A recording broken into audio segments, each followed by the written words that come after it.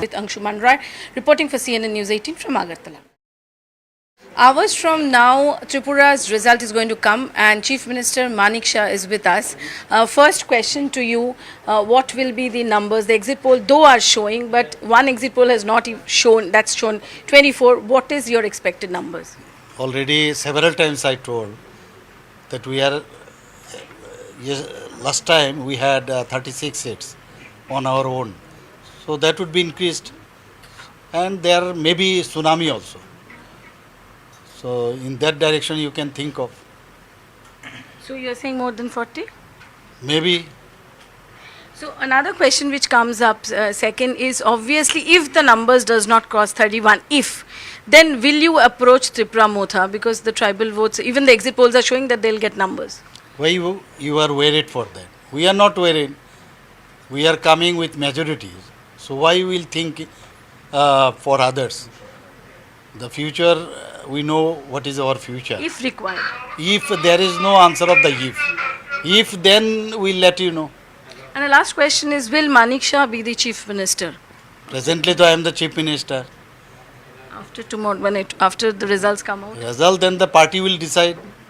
Our Prime Minister ji is there. Our party President JP Nadda ji is there. Amit Shah ji is there. So they will decide. You are super confident. I am confident that we are coming. So this was Chief Minister who said that not only that they will cross the magic numbers, there will be a tsunami. This is Komalika Sengupta with Anshuman Roy, reporting for CNN News 18 from Agartala.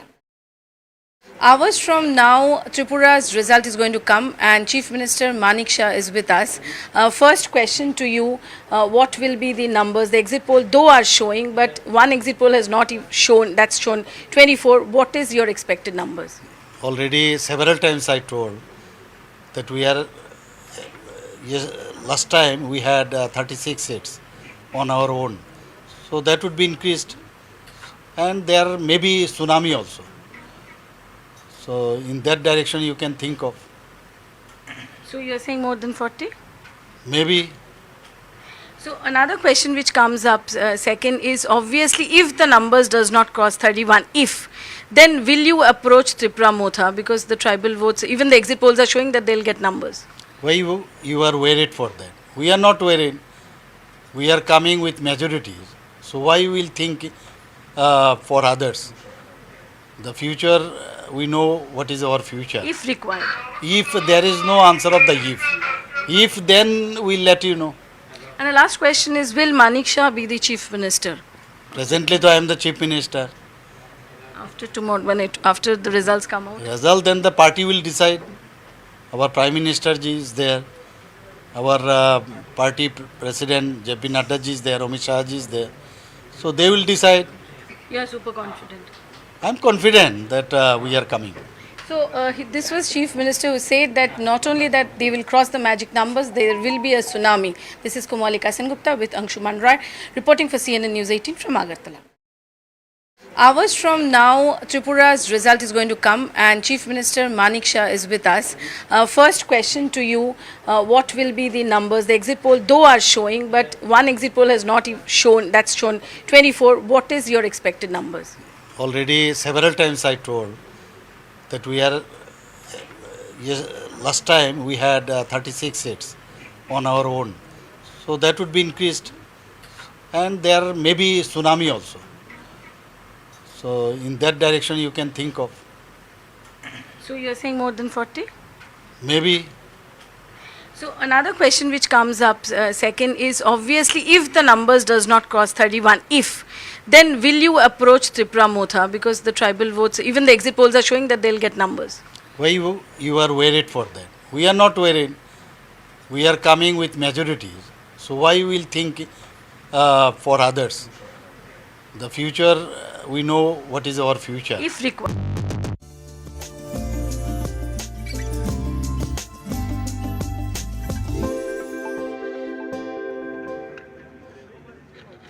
Will India's mantra of Vasudev Kutumbakam be able to bridge the vast global divide?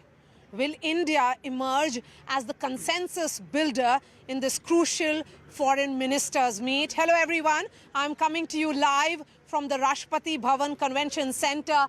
Right here is where the foreign ministers will start arriving. With me is Siddhant, who covers the Ministry of External Affairs for us. Also on the show, Abhishek. All of us have had an early start as we bring you this very important broadcast.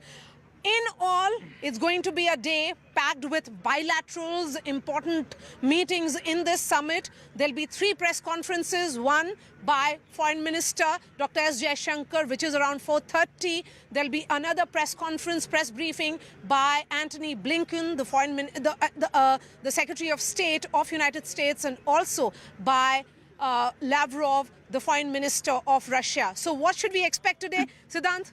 Well, that's right, Maria. So right now we are at RBCC, and in fact, in some time from now, the foreign ministers are going to arrive, Maria, and that is the place where the convoys are going to get stopped. And in fact, the timing for the arrival is from 8:30 in the morning to 8:55, Maria. Yes. Post that at around 9 a.m.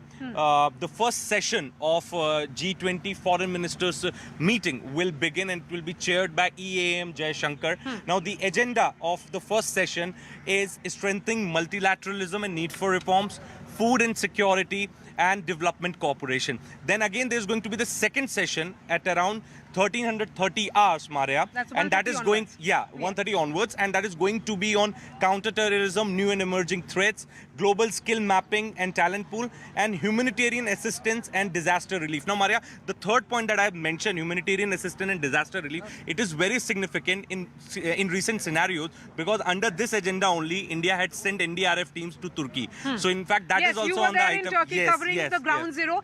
But all eyes will also be on the series of bilateral meetings that will be held between Dr. S. Jaishankar and his counterparts. Abhishek, 40 bilaterals in all is what we hear. What all has happened yesterday, and what should we expect today? We know, Maria, that External Affairs Minister Jaishankar had a very busy day yesterday, starting with Russian Foreign Minister Lavrov. He had meeting with Nigeria, who is a guest country in this G20 summit, and then he also had talked with other foreign ministers. Now also he's going to have a meeting with Secretary of Foreign Affairs, Secretary Blinken of USA, and probably as the day fans out, we are going to hear about more such bilateral meetings that External Affairs Minister Jaishankar will be having, because it's a sort of protocol also that since India is a host country, India is the president of G20 right now, so every visiting delegate or every visiting foreign minister will be having a bilateral meeting with S. Jaishankar. But the interesting part will be when Jaishankar will be meeting Chinese Foreign Minister King Gang, who has already reached Delhi. But whether this bilateral meeting that India and China will have will also throw light or some way out on the confrontation that has been going on between India and China at LAC for a very long time. Yes, and the G20 summit, remember, is happening after that very crucial meeting which happened in Beijing. So India certainly will be hoping that all the issues which are, of course, vexing issues can be put in the backdrop, and India's agenda of food security, cooperation, also on digital transformation can be brought on the foreground. Will India be able to achieve that is the big question. But yes, after what happened in Bangalore, the big challenge for India as the world looks towards India would be to ensure official communique or a joint statement that could emerge from here. Abhishek, the question, of course, would be on a joint statement. Is that likely, and when will we know about it finally? This is something that India will be trying hard to achieve, and if India achieves it, it will be nothing less than a big feat for Indian diplomacy and External Affairs Minister S. Jaishankar, because right now what we are seeing that there is a clear divide between West, led by EU and United States, and Russia, which is now strongly being supported by China. What we saw in Bangalore, that the 2 paragraphs were not agreed upon by all the members, because those 2 paragraphs were clearly condemning Russian action and aggression in Ukraine, and were asking for immediate and complete withdrawal of forces from Ukrainian territory, something which is Russia would not like to have in joint communique.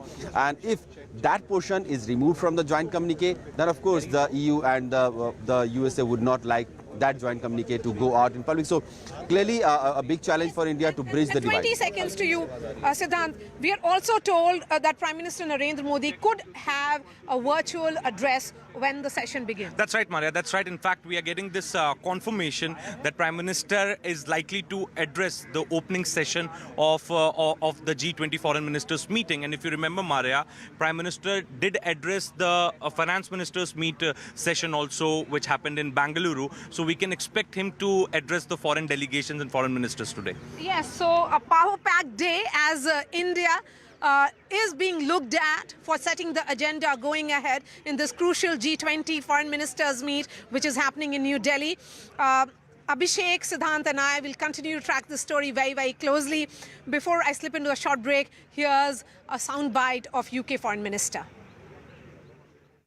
Going to echo the wise words of Prime Minister Modi, who was right when he said to Putin, and it has been quoted already, but worth quoting again, I know that today's era is not the era of war. And Vladimir Putin must listen to those words and heed those words, but sadly, he is not doing so yet.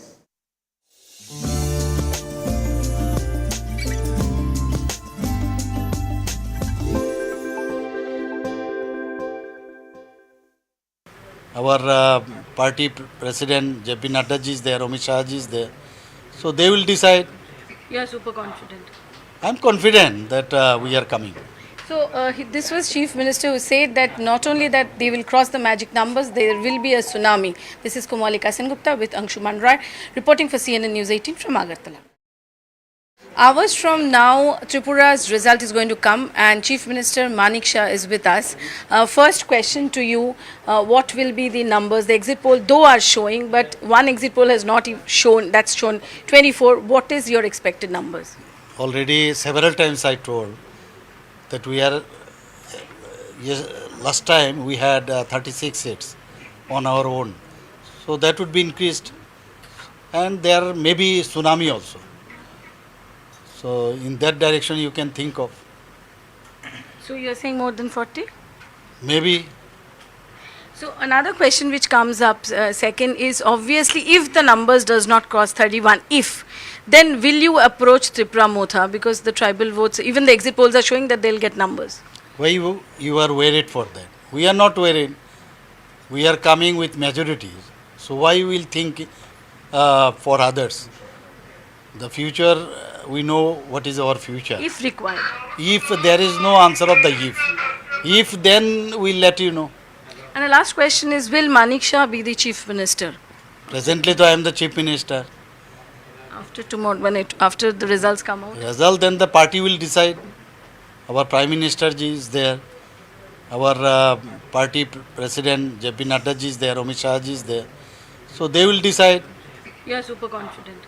I am confident that we are coming. So this was Chief Minister who said that not only that they will cross the magic numbers, there will be a tsunami. This is Komalika Sengupta with Anshuman Roy reporting for CNN News 18 from Agartala. Hours from now, Tripura's result is going to come and Chief Minister Manik Saha is with us. First question to you, what will be the numbers? The exit poll though are showing, but one exit poll has not shown, that's shown 24. What is your expectation? Today we'll get the results of the three northeastern states, Nagaland, Meghalaya and Tripura. It's hugely important, particularly for the BJP, because they need to show that this momentum, this electoral momentum is continuing. You got Karnataka coming up next, then you have Rajasthan, Chhattisgarh, Madhya Pradesh, and then of course the big one, like you said, Anand, in 2024. It's going to be one hell of an election ride, not just for the Northeast. This has implications for wider political ramifications, but let's see how that story plays out over the next 2 or 3 hours. Absolutely, and we got all the details here on the Magic Ball, and of course Alexa is going to get us a lot of the details as the results come in live. Now you've got the counters on the screen. It's like an L. You see that, ladies and gentlemen? So you've got Tripura here, you've got Meghalaya. There you go, that's Meghalaya, and then there is Nagaland here on the screens. Now, there is a reason why the counter is already ticking on Meghalaya and Nagaland. So Nagaland is 1 out of 60 because one of the BJP contestants in that has been elected unopposed. So it's already won for the BJP in Nagaland. Now they seem to be, the exit pollsters say that they are in comfortable position to win with their allies. Repeat what's going to happen. So the for them to come there. In Meghalaya, one of the candidates, there was a demise of a candidate right in the middle of the campaigning polls. So that's why there are no elections there. So out of the 180 seats, we're going to see results for only 178. So 59 in Meghalaya and 1 out of 60 already done. So 179 results is what we're going to see. One is already declared, beg your pardon, and this is 59 and Tripura will be 60. This is a busy morning, ladies and gentlemen, because there is also the G20 summit which is on and it's happening. A lot of activity in the national capital. So we'll go across there because Maria Shakil along with Siddhant and Abhishek Jha will be joining us live with all the activity from there. So we will be hopping, skipping across multiple dimensions of the newscast, but the focus will always remain the election coverage, the news, that is the result day. What's the story that's going to be stitched? What's the narrative that's going to be stitched? Will the Northeast dictate the tone for the remaining states? All of this is what will be spoken about. Now, as far as the fight that is As far as the fight is concerned, let's try and, before we go down to our reporters, let's try and understand and start from the state which BJP is trying to retain on its own, that is Tripura. It was an amazing story that was scripted, and when they first came to power, uprooting the left, and before we get to Zaka on that, let's try and quickly look at these exit poll numbers. Now, the numbers say that the BJP will consolidate, some of them say it won't be a landslide, it will be hung. The Tripura Muta will come into play as the kingmaker. That's what the Times Now, ETG and Jan Ki Baat numbers are saying. But Zee Metris and Access My India say that the BJP will be comfortably past the halfway number. Zaka, if Tripura is retained by the BJP and that too comfortably, it's a statement, and at multiple levels.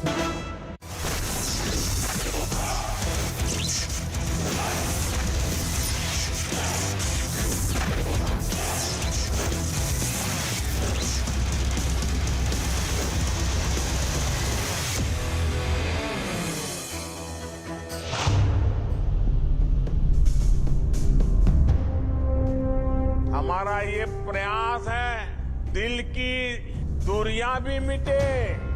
We will give you a corruption-free Meghalaya. Cast your vote in favor of TMC.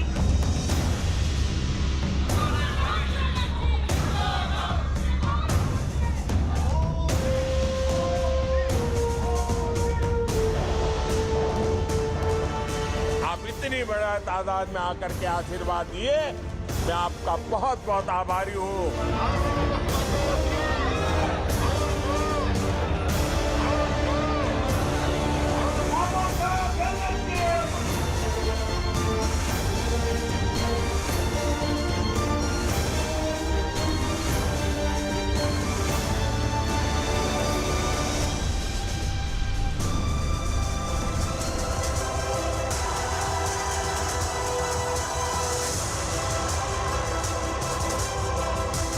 Back on, ladies and gentlemen, and just about 6.5 minutes to go when counting gets underway. It's an exciting Thursday because we here at CNN News 18 are not only your preferred election news destination for the last 6 odd months, ladies and gentlemen, we have been your preferred destination for viewership.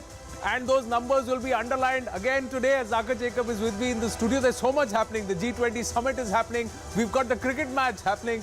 And of course, the story within the story. Will these elections, these results in Northeast set the tone for the next 15 months or so till we get to May 2024, ladies and gentlemen, the big Lok Sabha elections? Will this start the rolling of the BJP juggernaut under Prime Minister Narendra Modi's leadership? Or will this also set the tone for the opposition to say, no, we've got a chance, we can give it a fight and we can claw back in? Because big states come after these 3 states that are now going to declare their results today. Let's try and understand this. Tripura, Nagaland and Meghalaya in the Northeast will set the tone for big elections that are expected in Karnataka, Rajasthan, Chhattisgarh, so many other states that will now then decide.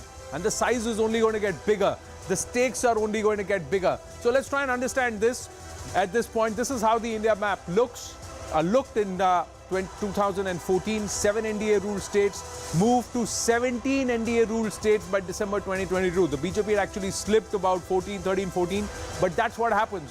When you bat like Virat Kohli, then 30s and 40s will not do.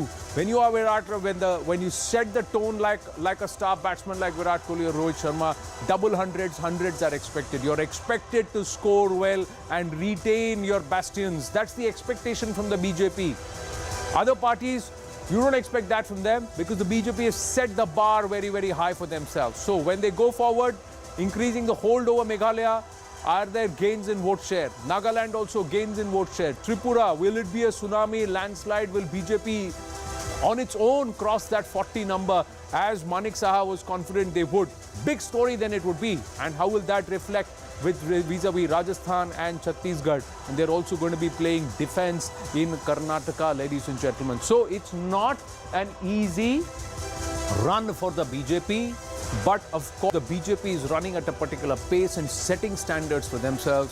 The opposition has to run faster. Are they doing that? Do they have a stronger narrative than just ganging up against the BJP? These are questions that perhaps will be answered and looked at because the Northeast itself is a big template. Let's try and understand where the BJP was just about 6 to 7 years ago. Let's take 2016 as a benchmark. There was no BJP government in any of the northeastern states in 2016. What happens thereafter? By the time we've come to 2023, the BJP holds office in 6 of the region's 8 states. Of these also, 4 of the 6 states, the chief ministers are from the BJP. Even in the 2 states, Assam and Manipur won in 2 consecutive elections, so they've retained those states. If the same happens with Tripura, then again Tripura will get added to that list. Nagaland will get added to the list. Mizoram and Sikkim, they continue to remain in the NEDA alliance despite the friction. So they have worked. This Act East policy of the Prime Minister seems to be done with a kind of zest, which has been led by the Prime Minister itself. 50 plus visits since 2014 itself of the Prime Minister. Every other minister is there. There are so many representations of the Northeast in the Union Cabinet itself. That means you're walking the talk. And is that giving them the results if you look at it? Case in point, Kiran Rijiju was the one who presented the political resolution at the BJP's National Executive, the last one that happened just a few weeks ago. But I think all eyes are going to be on Tripura. This is how the map looked like in 2018. It was a resounding victory. Manik Sarkar was in power for 20 years after Bengal. Tripura was the big fortress of the left, and the BJP, no one expected at that time to come from behind and get this kind of a win. 44 out of the 60 seats with a more than 50% vote share. And I keep saying this, and we can get our experts to weigh in on this as well. In a multi-party electoral contest, if any party gets more than 50% vote share, then it's a landslide. And a landslide it was. 2/3 majority for the BJP in 2018. Can they repeat that success? Will they get back similar numbers? If you were to go and check the exit poll figures in Tripura, one poll definitely says they are in that same bracket. 36 to 45 is what Axis My India is saying. Jan Ki Baat and Z are saying the BJP will be comfortably placed. Remember, 31 is the magic figure. Only one poll suggesting, that's the ETG poll, suggesting it could be a hung house. Also, watch out for this third party in Tripura, the Tripura Mota, Pradyut Dev Burman's party. He was, of course, the face of the Congress for a number of years, was sidelined in that party. He's now formed his own political outfit. Who will he hurt? Will he hurt the BJP in the tribal belts, or will he hurt the Left Congress alliance? Left and Congress, again, we've talked about this. 2 politically opposed parties in Tripura. They were the ones who were, dominant on the political scene for a good 30, 40 years. Now, their ground workers are being asked to cooperate and work together. Well, clearly there is a narrative shift. The Northeast states, the contribution that they can give, the policies, even horticulture if you're looking at it, tourism, the number of roads that have been built, all of these stories stand out. And we're just counting down just about 30 seconds to go, then counting actually officially begins, ladies and gentlemen. Such is the impact of the push or the Act East policy locally itself, within India itself, and how much the Northeast has come into play, that many national channels today are doing their election news broadcast not from their studios like we are. They are actually down on ground, ladies and gentlemen. News 18 India is there on ground in Tripura and Agartala. But as we count down, 7, 6, 5, 4, 3, 2, 1, and counting gets underway. Counting gets underway in Tripura, in Meghalaya and in Nagaland, and the results will start trickling in very, very soon, ladies and gentlemen. One result from Nagaland we've been putting out right since the morning, not because these numbers are made up, but because this candidate won unopposed. There's nobody who's contesting, so that's why it's gone to the BJP already in Nagaland, 1 out of 60. The counting gets underway for the 3 states of the Northeast. Tripura, Meghalaya and Nagaland. On that L-shaped band on your screens, these numbers will keep flashing. In Meghalaya, the demise of one of the candidates, and that's the reason why results will come out only for 59 seats. So total number of 179 out of 180 will see the results. One result already there, so total number of results that we're expecting now via counting is 178. Tripura 60, Meghalaya 59, Nagaland also 59 because one result is already there, already declared. So who is it going to be? Is the story going to be again the juggernaut, the BJP juggernaut under Prime Minister Narendra Modi, and of course the impact that one man, Himanta Biswa Sarma, has had?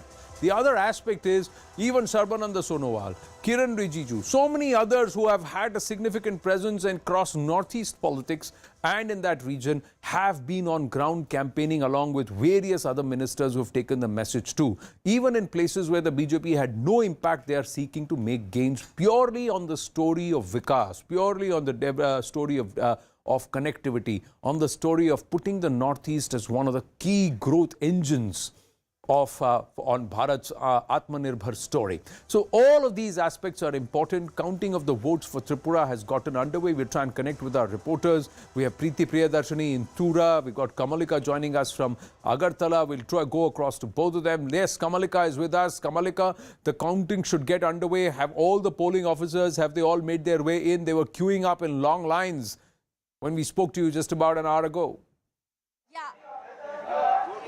Yeah, absolutely. And I'll just show that the line is no more there. It's all, the counting is taking place.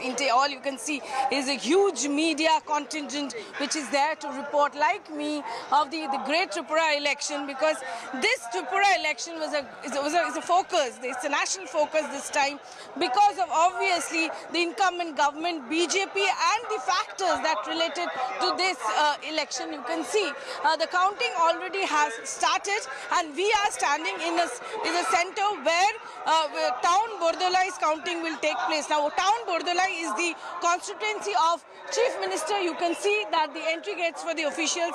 This is the great, and inside this, the rooms are there where the counting has just started. The clock has just started ticking, and also the tension, the heartbeats. We just got a message from the Maharaja Pradyut Manik Saha that he's woken up, he's glued to his TV. That's what the Tripura Motha camp is.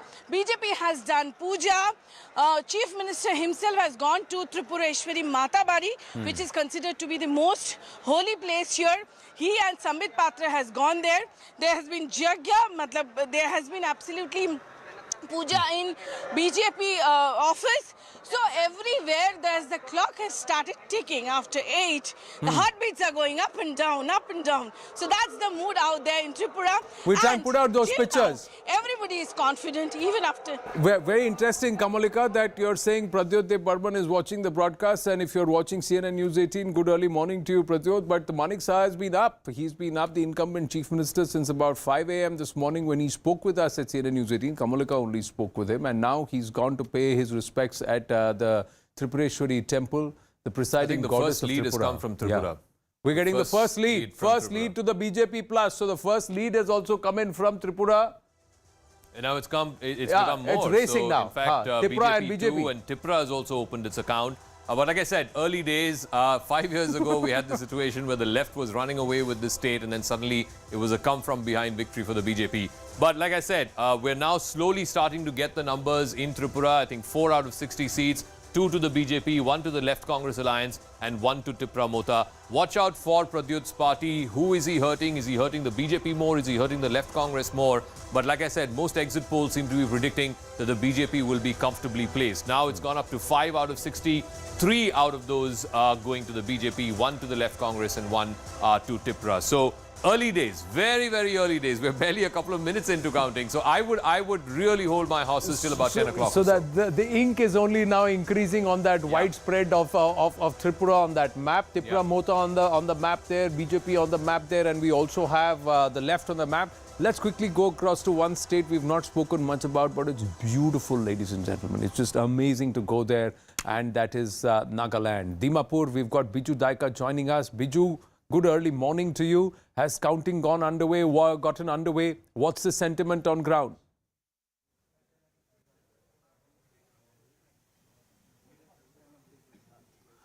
Good morning इधर 8 बजे 5 minute हो गया है तो counting शुरू करने के लिए अभी मैं दीमापुर डीसी ऑफिस के सामने हूँ और लगभग काउंटिंग शुरू करने के लिए स्टोर रूम खुला हुआ है। सारा इंतज़ाम किया हुआ है। इस एरिया में तो पूरा खाली कर दिया है। कोई पार्किंग करने के लिए भी और जनरल पब्लिक को उधर घुसने नहीं दिया है। सिक्योरिटी अरेंजमेंट बड़ा कड़ी कर दिया है और सारा नागालैंड में इंटरनेशनल बॉर्डर और इंटर स्टेट बॉर्डर को सील किया हुआ है और कुछ ही देर के बाद काउंटिंग शुरू होगा। बैलेट से आरंभ शुरू होगा, उसके बाद ईवीएम को लाया जाएगा। अब मैं बोल सकता हूँ उधर ओनली सारे नागालैंड में ओनली 13 लाख से वोटर है। कम सीट में 59 सीट है। 59 सीट में कॉन्टेस्ट हुआ है और उसमें 183 कैंडिडेट है। उनका जो फिशर है कौन जीतेगा कौन नहीं जीतेगा, लेकिन तो एग्जिट पोल बोल रहा है और यहाँ का जो पब्लिक लोग है वो बोल रहा है कि फिर भी बीजेपी लीड एनडीपीपी लीड सरकार बनेगा और फिर नेपियोरियो सीएम तो पर सेंटिमेंट क्या और एग्जिट पोल्स जो है वो क्या मैरी करेगा कि are you expecting a surprise? दोनों में से कुछ हो सकता, कोई कहानी में ट्विस्ट है का एक्सपेक्टेशन है कि लार्जली लोग जो सरकार है उससे खुश दिखे आपको? आपने भी पोल कवर किया बिजू, तो मैं आपसे जानना चाहता हूं।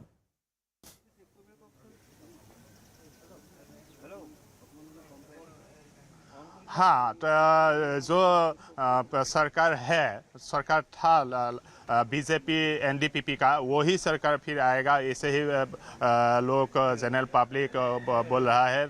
लेकिन तो ये ट्राइबल स्टेट है, क्रिश्चियन डोमिनेटेड स्टेट है, वो लोग कैमरा के सामने आके खुद नहीं बोल लेकिन एक बात ठीक है, फिर भी बोल सकता हूँ कि फिर यही नेपियोरियो लीड सरकार होगा और पब्लिक लोग यही चाहता है, डेवलपमेंट चाहता है, तो पीस चाहता है। सारे नागालैंड में कोई झगड़ा ना हो, कोई बम ब्लास्ट ना हो, ऐसा कोई एनकाउंटर फिर ना हो। आसपास जो है आर्म फोर्स स्पेशल पावर एक वो हट जाना चाहिए, ये पब्लिक लोग का डिमांड है। इसलिए बीजेपी जो बोल रहा है, एनडीपीपी भी यही बात बोल रहा है, पीस लेना है तो डेवलपमेंट करना है। इसके बारे में तो पब्लिक लोग बीजेपी और एनडीपीपी को पीस डेवलपमेंट एंड रिमूविंग आसपा बिचू सो काउंटिंग होगा। मैं वापस आपके ओर आऊंगा। Thank you for that. Those are critical aspects, ladies and gentlemen, because in Tripura, ASPA has been removed in a lot of places. The Prime Minister in his rally in Dimapur had also said that they will work towards removing ASPA from key districts of Nagaland. If you look at the leaderboard, there is a race which is happening, and the BJP seems to be taking the early lead. 19 out of the 60 leads are out, and the BJP is ahead on 11, left at 3. Tripura Mota is leading in 5 of the seats. That's interesting. Meghalaya also, the numbers are coming in, ladies and gentlemen. 7 out of 59 leads are out. NPP leading in 5, BJP leading in 1, and the Trinamool Congress getting, there it is. Trinamool Congress has come leading in 1. Nagaland, still counting has not gotten underway. That was Biju Daika who's saying that it'll take some more time, another 5 or 10 minutes, and the ballots will be started and the counting will get underway as far as Nagaland is concerned. One lead or one victory for the BJP is confirmed because the BJP candidate won unopposed, and that's why there is counting which is happening in 59 of the assembly seats, one assembly seat already in the BJP plus's pocket, BJP plus NDPP. But this is where the race is heating up and it's really picking up. 20 out of the 60 leads are now coming in, and Tripura Mota is leading in 6, BJP plus at 11. So Tripura Mota right now is number 2. Yeah, it is right now number 2. There is a slight delay between the panel numbers and the numbers on the wall. But if they were to keep this pace, then this could be a big story of this election. They could end up anywhere between 15 to 20 seats, and that is a huge thing for a debutante party. It could also likely affect the overall results itself. But like I said, it's very, very early days. Most exit polls had predicted the BJP would comfortably retain the state of Tripura. Right now, one thing is very clear, that the Tripura Mota will have an impact. What kind of an impact, how much of hurt it will cause to either the BJP or to the left Congress, we have to wait and see. TMC has not done too much of an impact here in the state of Tripura. But left and Congress, formidable parties, they were the big opposition parties, they've come together. Again, they have not done as per expectations. The question is only this: will the BJP comfortably go past that 30-31 figure? 31 is the magic figure, and retain the state after winning 2/3 5 years ago? Or will they end up as single largest, requiring the support of possibly the Tripura or other smaller parties to form the next government? Quickly running you through Meghalaya as well. Again, there is a differential between the numbers on the panel as well as the numbers here on the wall. Right now, here on the wall, the TMC has already got one lead, so the TMC could likely create more of an impact in Meghalaya than certainly they are doing in Tripura. The BJP is leading in one, the NPP is leading in one. Again, very, very early days. Most of the exit polls suggesting that Meghalaya will be hung. Again, on Nagaland, just quickly checking in. Again, here it seems to be a bit of a no contest because the NDPP and the BJP alliance is expected to not just retain the state, but perhaps even, get a bigger majority than what they had last time. The NPF, the Naga People's Front, a pale shadow of its old self. So it's going to be a one-way street as far as Nagaland is concerned. At least that's what the exit pollsters are predicting. But all eyes are still on Tripura, and I think this is going to be, once again, like it was 5 years ago, this state is going to be the story of this election. If you see on the wall right now, the seats are being pinched from the BJP by Tripura and the left, and this largely looks at the tribal concentrated areas. Yeah. If you see where the Tripura is making huge inroads, particularly in the northern belt, in the western belt, where it is of course bordering Bangladesh. But I think, like I said, I'm going to hold my horses. Yes, BJP had 44 last time out of 60, so they will come down. They will come down a bit, no doubt about it. How much will they come down by? Will they lose 14, 15 seats, thereby not getting majority and requiring the support of smaller parties? Or will they actually be relatively okay staying in majority as in a position to form government? But like I said, early indications are the Tripura Mota, the new party of Pradyut Dev Varman, seems to be making an impact. Right now, they're in number 2 place, even ahead of the Left Congress Alliance. Well, if you look at the screen, ladies and gentlemen, the numbers for the BJP are now getting stronger. 35 out of the 60 leads are out. It will get updated on the wall, and we'll go back to that with these numbers. But let's stay here. Already 19 plus leads for the BJP out of 35, so comfortably more than half of the leads are with the BJP. If you look at Meghalaya, again the NPP and the BJP, they are the ones who breaking away. If the BJP gets to about double digits here, overall leads, it's a possibility right now. And let's look at Nagaland. In Nagaland, again racing away. Out of the 11 leads declared, 10 are with the BJP plus. So clearly Nagaland and Tripura, they seem very, very comfortable and making gains in Meghalaya. That was the intent, getting into double digits. Last time they just had 2 seats here. So they will have a considerable say in government if they are able to get into double digits. Nalin Mehta keenly watching the developments. Now, how do you see? Do you see the trends holding? These are very, very early days. Postal ballots are being counted. Now EVM counting will begin in about 5-10 minutes from now by around 8:30 a.m. But early trends, will they hold, or could there be a twist in the story? Very early in the day, Anand, but these are small states. It seems at the moment that the BJP is holding on to its to the dominance it had in Tripura. Now, will this go? I mean, if you have just 5-6 seats here and there, you can have a totally different picture. I think the real key to watch out is how many seats the Tripura Mota is going to get, because if the BJP is going to be past the single largest, past the majority mark on its own, or will the Tripura Mota queer its pitch? I think that's the important part. But at the moment, what it seems is that this Left Plus and Congress alliance, that's not made the kind of dent or the kind of comeback. This was firstly unprecedented in Tripura politics, that the Left and the Congress would align. But the BJP seems to be holding on to its numero uno position, which it came out of nowhere in 2018, but very early in the day. largely all these states at that time, because of trouble, tumult during the Congress rule, and there was a fight which was regional parties who would ally with either the left or with the Congress party. Everywhere we see the Congress sliding, even in traditional strongholds like Meghalaya, they seem to be sliding at this point in time, not getting big gains. We'll see if Sujata Paul is through with us. But quick word from Rashid Kidwai. Rashid Kidwai, is the Northeast a solid template that the Prime Minister's Vikas pitch is working? And the BJP can go back and tell everybody who calls them a saffron party, because they line it with a Hindutva or Hindu ideology driven party, that this is working. If it is working in the Northeast, then you've got to correct this narrative about us. And this is the one way of looking at it. Yesterday, a senior Congress leader was saying that if by chance if the Congress or UPA comes back in 2024, by 2025-26, you will see that 4 or 5 states in the Northeast will tilt towards the UPA or the Congress-led alliances. So this is been a politics and dynamics of it. I think in both Tripura and in Meghalaya, we will see some kind of maneuvering. Of course, Nagaland is more or less settled, but Nagaland also has a very another very interesting feature, that it has never elected a woman MLA. I mean, can you imagine? This has been largely a kind of, matriarchal societies, yet on the political turf, we see very few women. And perhaps in Tripura, if BJP wins, then would we see a woman chief minister there? I mean, these are the questions that are also very interesting. How many women come? Largely matriarchal societies, so the women continue to do much of the work. And the men who are not doing much, they're saying, okay, go and contest elections and get into politics, at least do something good for public policy and governance. That's a lighter way of looking at it. But yes, we would like to see more women come to the fore. Will that happen? We'll have to wait and see. But if Tripura is being fought under Dr. Manik Saha, will they change that if they come back with an emphatic win? Or will it all change if the BJP struggles to make the numbers themselves? These are questions that remain. Adwaita Kala, quick thoughts before we go across to Sujata Paul. Absolutely. You want to pick up on Nagaland.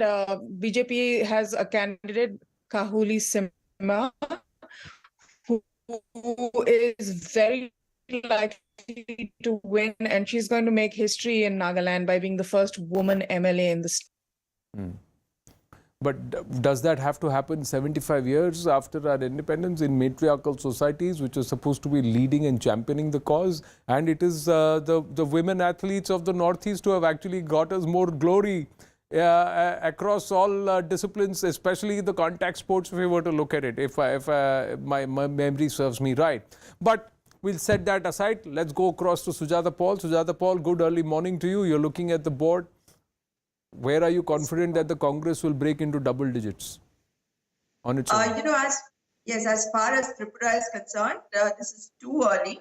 And if you actually look at your screen also, the BJP is definitely getting dented. And whether it is Tripura Mota or the left Congress alliance, even though you're not showing any seats to the Congress right now, no leads, but still, it will not be the BJP which will be forming the government. It will definitely be the alliance of the left and the Congress, because sometimes the margins are very low in the Northeast. But if you look at Meghalaya, if you remember what happened the last time round, this time we have fielded very, very young candidates.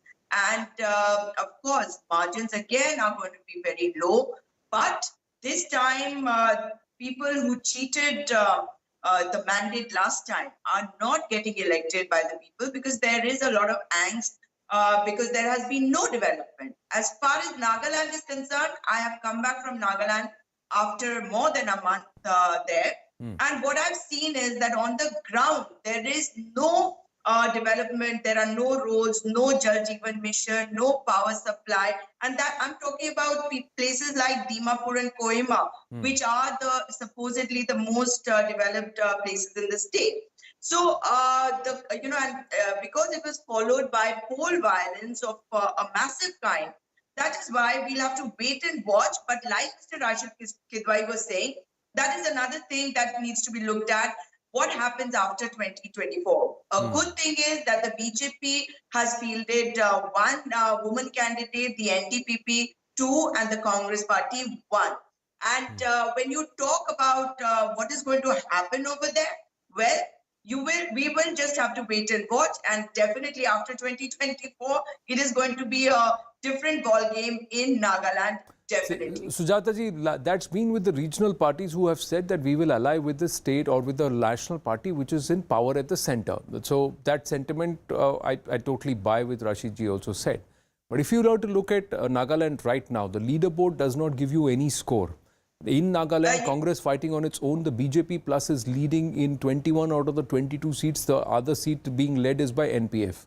If you look at Tripura, the left plus Congress together is at 10. They've just gotten into double digits. BJP is now 23, left is 11, and Tripura Mota is 14. So an alternative to the left and Congress is actually doing stronger.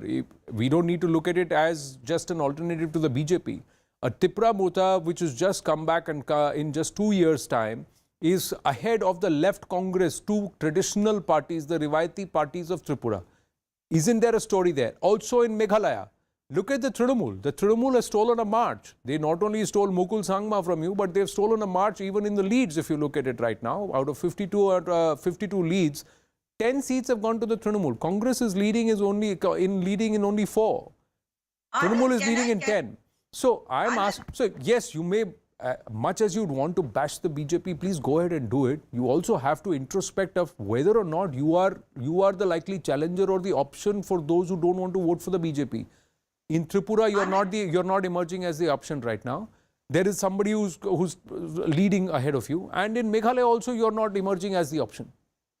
Anand, the interesting thing is that BJP is contesting on 20 seats in Nagaland. You're showing 21 seats to them. BJP plus, your data is, it's a BJP alliance. BJP plus, it's the alliance. It's the alliance. Please understand. It's BJP plus. It's all the right, alliance. but you've written BJP plus. That's what I'm telling you. The NDPP is contesting on 40 seats and BJP on 20. So whose name should be there? But if the BJP needs to be projected as the one which is getting the major number of votes, let me tell you, the party which is in alliance with the BJP has the major seats on which it is contesting. You should be writing NDPP plus, not BJP plus 1. Secondly, like I said, in Nagaland, there are various places where repoll took place yesterday, and there are other places also for which people have been demanding till yesterday for a repoll. And even the NDPP candidates have been saying that there has been, violence over there. But let us see how this thing pans out. In Tripura, it is very clear that the BJP is going to be out. Whether you want to give the seats to Tripura Mota at this early stage, it's for you to do, but the fact it's not is for me that to do, ma'am. It's the voter on ground. It's the voter on ground. The exit polls also didn't give you, the exit pollsters also didn't give the mandate or the alternative mandate to the left plus Congress in Tripura. The exit polls have also not given a big surge for the Congress party. In these two states, the Congress party seems to be eroding. Be it Meghalaya, which was your bastion for you. No, again, the left is the major partner in this alliance in Tripura. So again, when you're talking about the left, if the left is getting is showing leads in even 8, as I could see earlier, I don't know how much it is right now. Let us wait and watch. Left plus is leading in 12 seats. Where the Congress is leading in 4 seats in Meghalaya. The Trinamool Congress is leading in 10 seats in Meghalaya. So I'm asking you, ma'am, with respect to the Congress party, I'm not asking you with respect to your allies. What has the Congress party done to strengthen itself in these states if you believe there is huge amount of anti-incumbency? These were your bastions in the past. That's why I'm asking. That is what I'm saying, that in Tripura, we are the minor partner in the alliance. So if we are getting 4 plus also, I think we are going to, ours is going to be better after some time. Meghalaya also, let's wait and watch. We will better our position because we have new candidates. And even from the BJP, the ones who are contesting from the... Yes. So Sujata ji, I'll take it to Nalin Mehta, and I'm asking you and I'm pushing you here because Adwaita Kala and Rashid Kitwai also with us, Zaka Jacob with us. We get to the wall in just a bit, Zaka, but it is important if the Congress wants to be the fulcrum of the opposition in terms of the alliance and leading. that it shows results on ground. Absolutely. That's where the question is, that what are you doing individually as a party? Whether you're in alliance with somebody or fighting on your own, are you showing that there is traction for you on ground to say that I am the fulcrum of the opposition? Right now, in none of these three states, whether it's Tripura, Meghalaya or Nagaland, is the Congress even the alternative. In Tripura, you could say the Tripura Mota is emerging as the alternative, if at all. In Meghalaya, again, between NPP and BJP, the TMC also are getting more than the Congress. As of right now, like I said, it's early days. It's about 20-25 minutes into counting. We won't be calling any of these states till at least about 10 o'clock because of what happened last time around as well in 2018, where the left ran away with it and then the BJP came back from behind to win a state like Tripura. Just quickly running you through the numbers. Like I said, there's also going to be a differential between the panel numbers and the wall numbers. One thing is very, very clear. In Nagaland, it's the BJP-NDPP alliance which is racing away. The Naga People's Front, not even in the contest, some would say, certainly not in the same ballpark as the BJP-NDPP alliance. In Tripura, it is BJP still ahead, definitely with its nose ahead. The left and the Congress alliance, right now it is at 9 seats, the Tripura Mota at 8 seats. I think the critical factor would be, who is the Tripura hurting? Is the Tripura hurting more the BJP in the tribal pockets as well as in the Bengali Hindu voter pockets? Or is it actually hurting the anti-incumbent vote, which would have normally gone to the TMC and, to the left and the Congress? And finally, in Meghalaya, again, very, very early days yet, but the NPP, which split from the BJP, could likely emerge as the single largest party. But then, will they cross the magic figure of 31 on their own, or will they have to go back to their old alliance partners in the BJP? Right now, this is where we are. On the likes of it, on the face of it, Nagaland looks like even if they contest it separately, they'll go back together. Advaita Kala, is there a case in point being made that is the Congress putting its effort? Will these three states and the performance of the Congress party decide who will be the fulcrum of the opposition? Will the Trinamool go back and say, listen, I am breaking ground further? I should be the face, I should lead this alliance against the ruling disposition come Lok Sabha 2024?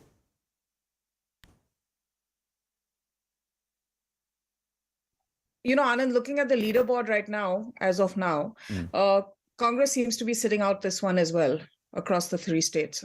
I don't really see it really performing anywhere where worth mentioning. So that's I think that's it as far as that is concerned. I don't know what more one can discuss about the Congress really, but I think again, you know, Tripura.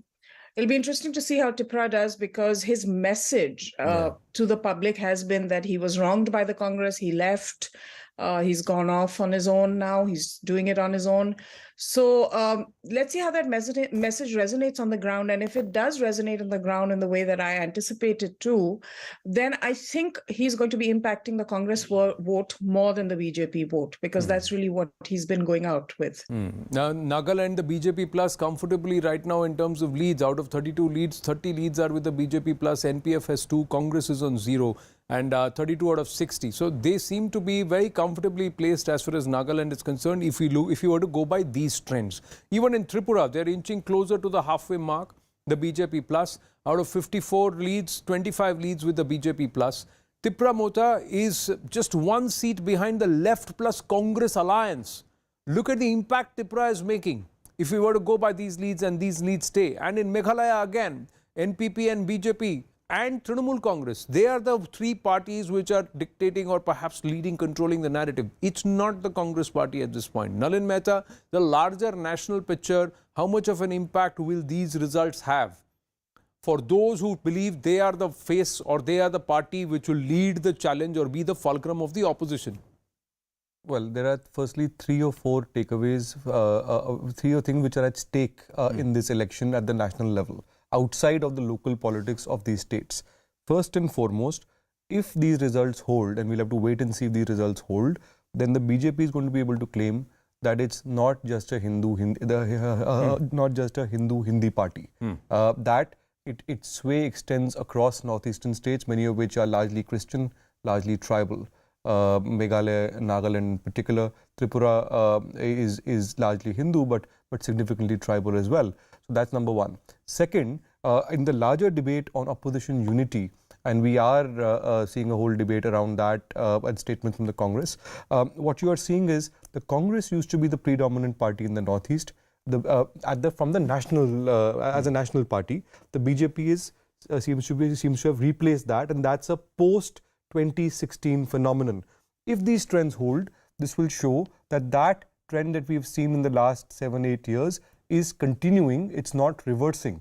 And the third is that for forces opposed to the BJP, at least these trends, if they hold, they show that the Congress is not holding up the bulwark against the BJP. It is other parties. So the opposition unity, Trinamool, has to be a key ally with the Congress if opposition unity has to hold nationally. But here in one of these states, it's in Meghalaya in particular, it's a Trinamool, which is emerging as the primary opposition, not the Congress. So you are seeing, those are I think the larger things that we can take away from these for the national politics if these trends hold. And not just that, the people who are hurting the Congress party are all former Congress party members.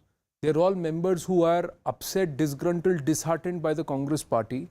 And they are now establishing themselves, standing on their own somewhere else. Yes, Nalin Mehta. So there are, absolutely, Anand, there are two things.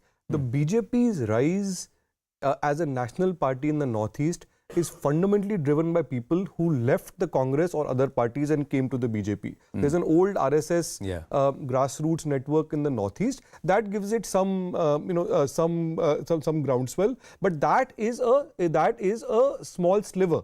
It gives it backing. But fundamentally, the people who are driving this are people who moved, starting from the biggest of them all, which is Himanta Biswa Sarma, and then onwards. Almost 50 to 60% of the BJP's ministers in many of these governments are people who came from the Congress or other parties. That's one. But it's not just the people who moved to the BJP from other parties. It is the people who moved from Congress to other parties as well. And Mukul Sangma is a perfect example of that. Correct. So, you are seeing an erosion of the entire Congress base there, and that to me is an issue, because at the national level, while you have a resurgence of Rahul Gandhi as at least of his personal brand after the Bharat Jodo Yatra, while you have the Congress making a lot of moves about opposition unity, its recent CWC in Raipur. I would love to hear what Rashid has to say about that. But while there is the Congress is trying to put up a fight, the real issue is not at the level of discourse. The real issue is at the level of ground level politics and the party machinery at the ground level, and Northeast is showing that is going away. Sushmita Deb laying the groundwork for the Trinamool in Tripura, Mukul Sangma for the Trinamool in Meghalaya, Pradyot Manikya mounting the challenge against the BJP or perhaps trying to stand on his own in Tripura with the Tripura Mota. Rashid Kitwai,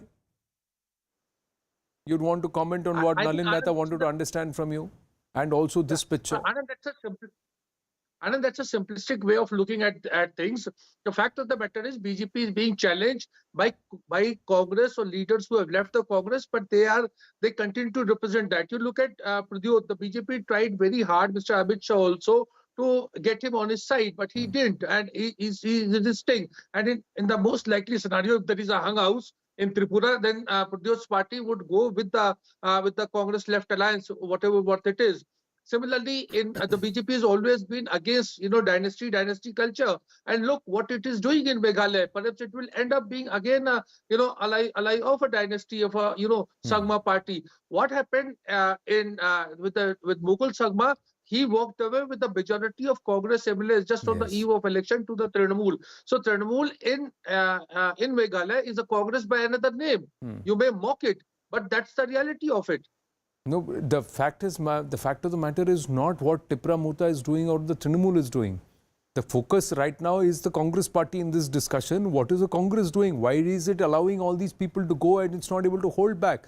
If they harbor a sentiment where they believe they are going to provide an alternative to the BJP, then the Congress should be able to retain these faces given the kind of performance they are doing in these states. But they have not been able to do that. My focus is that, Rashid Kitwai. The question is, not that there is an opposition to the BJP, of course there is. But these leaders don't see hope within the Congress party. That is something the Congress has to address if it believes that it is going to lead the fight back of the opposition.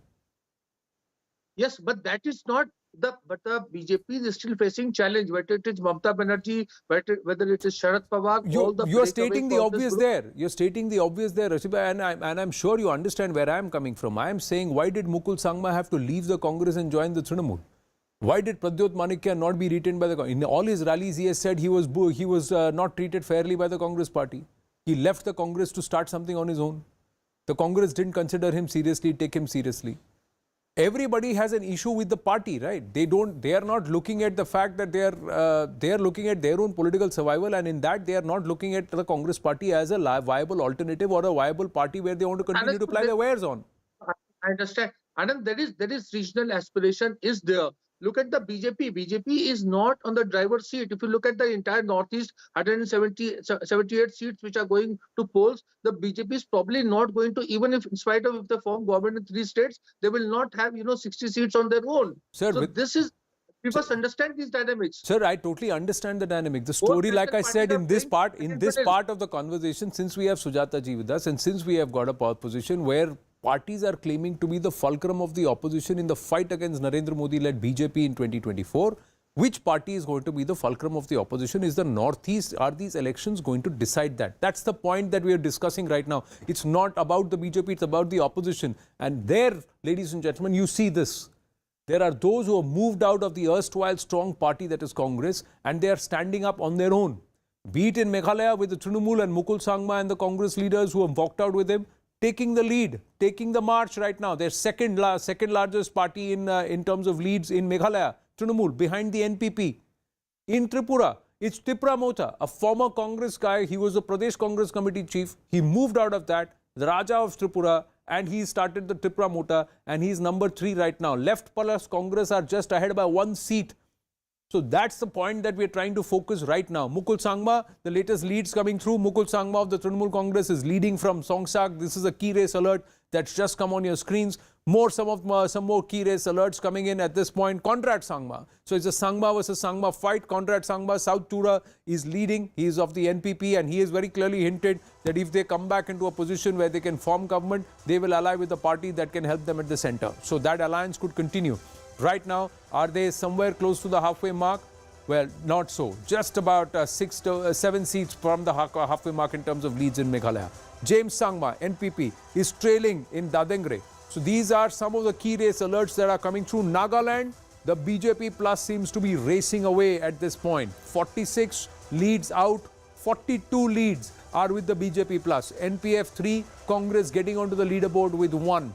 Tripura, once again, the BJP plus, just 5 short of that halfway number in terms of leads. Still 3 more leads to come so 57 out of 60, and it is left plus at 16, Tripura at 15, and of course the BJP plus at 26. Will these leads stay? Will they hold, or will the scenario change? As the ballots are counted, the scenario will change. Zaka, that was the point of this discussion. The idea is, are these parties working with the larger focus of how am I going to go and tell I am the focus? Because right now everybody is making the noise that I am the fulcrum.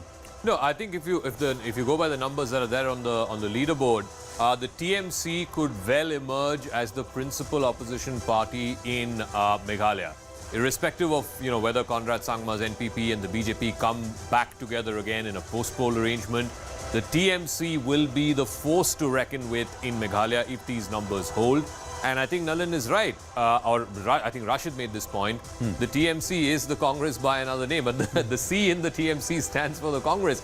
So the Congress really needs to ask itself this question: why is it losing people like Mukul Sangma? Why is it losing people like Pradyut Dev Barma, who are all congressmen and women, Sushmita Dev, who are going some to the BJP and some to other non-Congress opposition parties in a way that they are challenging the BJP in ground where the Congress should have been the principal challenger to the BJP. I think that is something, again, definitely worth asking. And nobody has the answer to this question. Why did Rahul Gandhi do just one campaign event in Shillong in this entire set of 3 state elections in the Northeast? All he did was one. Again, in the last set of assembly elections in Gujarat, he did one campaign event. If you're not going to be there in the battlefield, if your generals are not going to be there in the battlefield, you are not going to win. Well, there are multiple aspects. In certain states, the state leaders are saying, Rahul Gandhi, please stay away, we'll do the work. But there are other places where his presence is required. At least the Congress should have been seen at its putting up a fight, and it is saying that it will fight the battle and it will lead the battle if it wants to be the fulcrum of the opposition. Who will be the fulcrum of the opposition? Will that be settled Once the results settle, we'll have to wait and watch. We're going to take a very, very short break. Stay with us.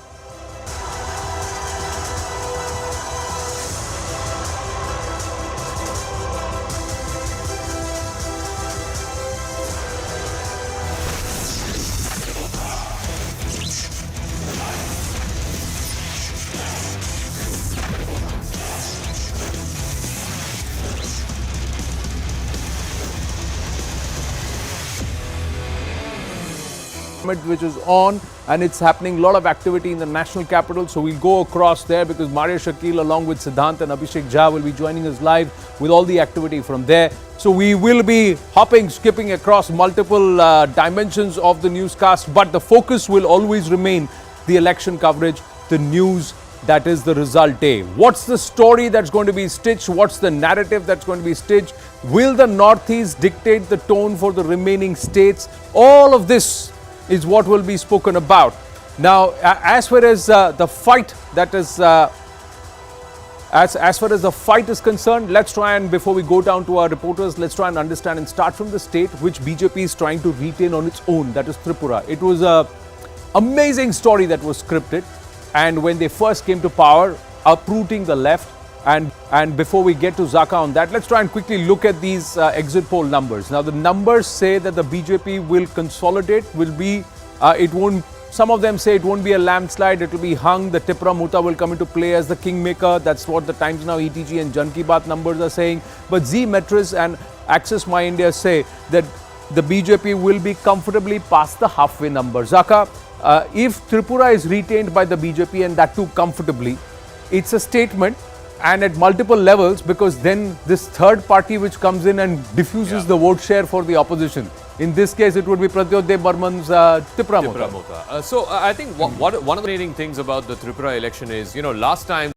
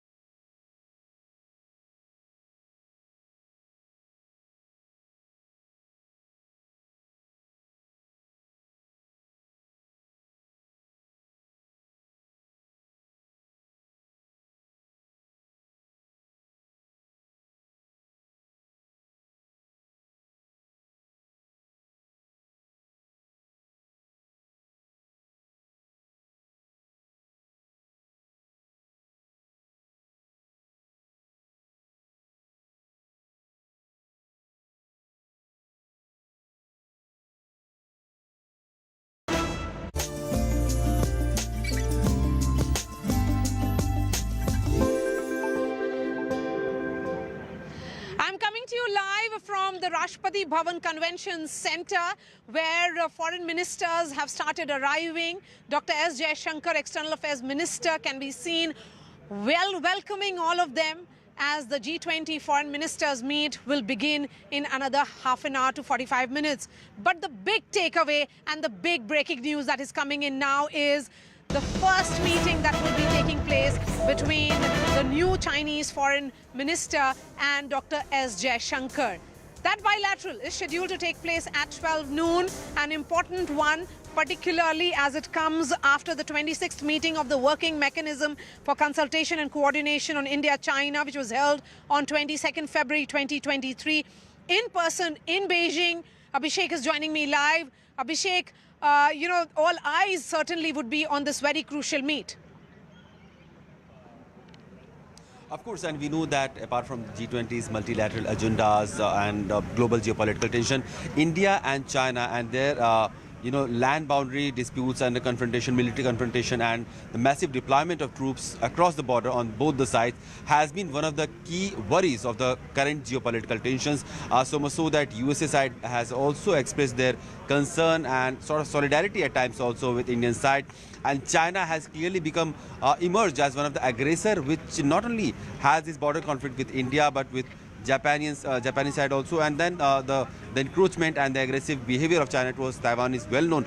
So clearly the G20 meeting, which is discussing a lot of geopolitical tensions, would also have a key agenda if Jaishankar, if External Affairs Minister Jaishankar and Kim Gang will be meeting.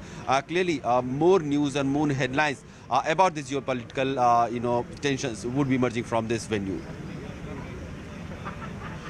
Yes, it becomes important because it's happening at the ministerial level, the dialogue of this nature. India sending a message that as far as the tensions along the LAC is concerned, even if the process of disengagement is continuing, it's ready to hold that crucial talk with the Chinese in New Delhi. And when we look at these visuals, the body language is apparent and very, very clear. India is sending a message that it welcomes one and all. And here at the Rashtrapati Bhavan Convention Center, that's where the bilaterals will be taking place. There is a huge media presence, the contingents which is present from all the G20 nations as well. So the big takeaway at this hour is that meeting also with Antony Blinken, Secretary of State, who has arrived as well. US, though, will not be having any bilateral with China or with Russia. A clear message coming in from the United States, be it in the backdrop of the balloon controversy and also the visit that has happened to Kyiv by Joe Biden. But will the long shadow of the ongoing war in Ukraine cast, mean perhaps that there will be no joint statement, whether there will be a joint statement where India will emerge as a consensus builder and ensure that important issues such as food security and energy security take the foreground. With that, it's a wrap from me. Back in the studio with Zaka and Anand.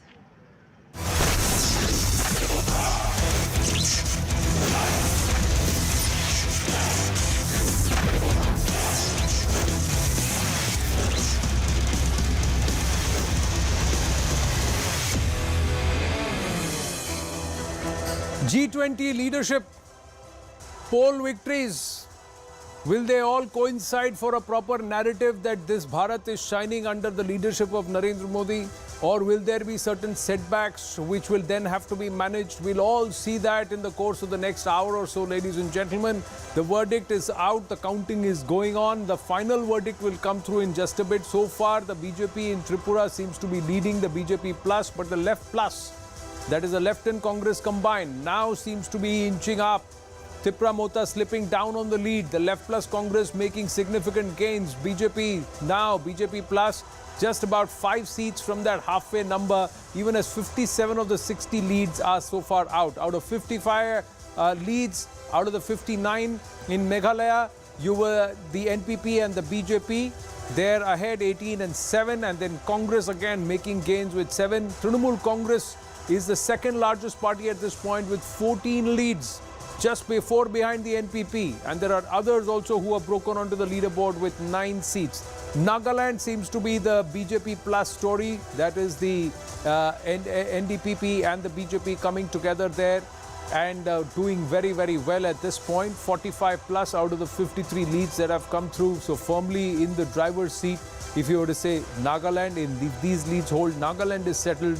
Is this going to be a fight to the finish with vis-a-vis Tripura and Meghalaya? Certain twists in the tail. Zaka Jacob is with me. He's been looking at the wall. You know, the only conclusion, 50 minutes into counting, we can come to, or conclusion to some extent, is that Nagaland seems to be a one-way street. I think 45-30 is the halfway mark. The BJP-NDPP alliance seems to be running away with it in Nagaland. Both Tripura and Meghalaya are still toss-up. Tripura, like I said, there is a bit of a delay between the numbers that you're seeing on the screen as well as on the wall. But I think the story is similar. The left Congress inching up, crawling up little by little, 16 seats, gain of 4 from last time. The BJP at 21 still is the single largest party, but remember 31 is the magic figure, so still some ways to go before they can cross 31. The Tripura Mota has done well, no doubt about it, for a new party coming out of nowhere to get 8 seats, 8 leads as of right now is a pretty incredible achievement in and of itself. The question again, in some time we will look into the details as to where these seats are coming from. Are these seats that the BJP had won last time? Are these seats that the Left-in Congress held last time? We'll have to wait and see on that front. But just to quickly run you through Meghalaya as well, and I think one story that's emerging there in Meghalaya is, of course, again, these numbers might be slightly misleading, but the TMC is poised to do very well in Meghalaya. They could potentially be the single biggest party in the opposition. They could be the principal opposition party. And I think that itself is a huge story change. I mean, the TMC will have huge bragging rights over the Congress party in a state like Meghalaya. Whether or not they have numbers to try and dislodge this government, that's a different story altogether. But I think after the fiasco that happened in Goa, I think Mamata Banerjee and Abhishek Banerjee seem to have learned a lesson that the Trinamool, if it's going to expand, it needs to expand in the east and in the northeast first, and then possibly look at other states. Goa, I think, seems to have taught them that lesson. No confidence in the Congress, yeah, but confidence in the Trinamool Congress as a viable opposition face. Now, if local leaders who are Bahubalis of the Congress in the past are making that statement saying that we'll continue to mount a fight against the BJP, but we will now use the Trinamool platform or a platform which is not the Congress party. That's a story in itself, ladies and gentlemen. For the BJP, of course, if its Vikas push has to come, if it has to shed off the tag and go back and say it's development, it's Sabka Saath, Sabka Vikas, Sabka Vishwas, Sabka Prayas as the message of the Prime Minister, that's translating into electoral victories. We have moved beyond just being a Hindu party. That aspect will have to be underlined only with retentions in Tripura, retentions or gains in Meghalaya, and of course retaining Nagaland. Will they do that? We'll have to wait and watch. Nalin Mehta is with us. Nalin Mehta, these leads, they throw an interesting perspective. And would that be the story for you? That as to who becomes the fulcrum of the opposition, or are you going to look at the fact that is the Narendra Modi magic, the Vikas push, the effort put by the BJP, is it translating to electoral gains and retentions on ground beyond Assam and Manipur?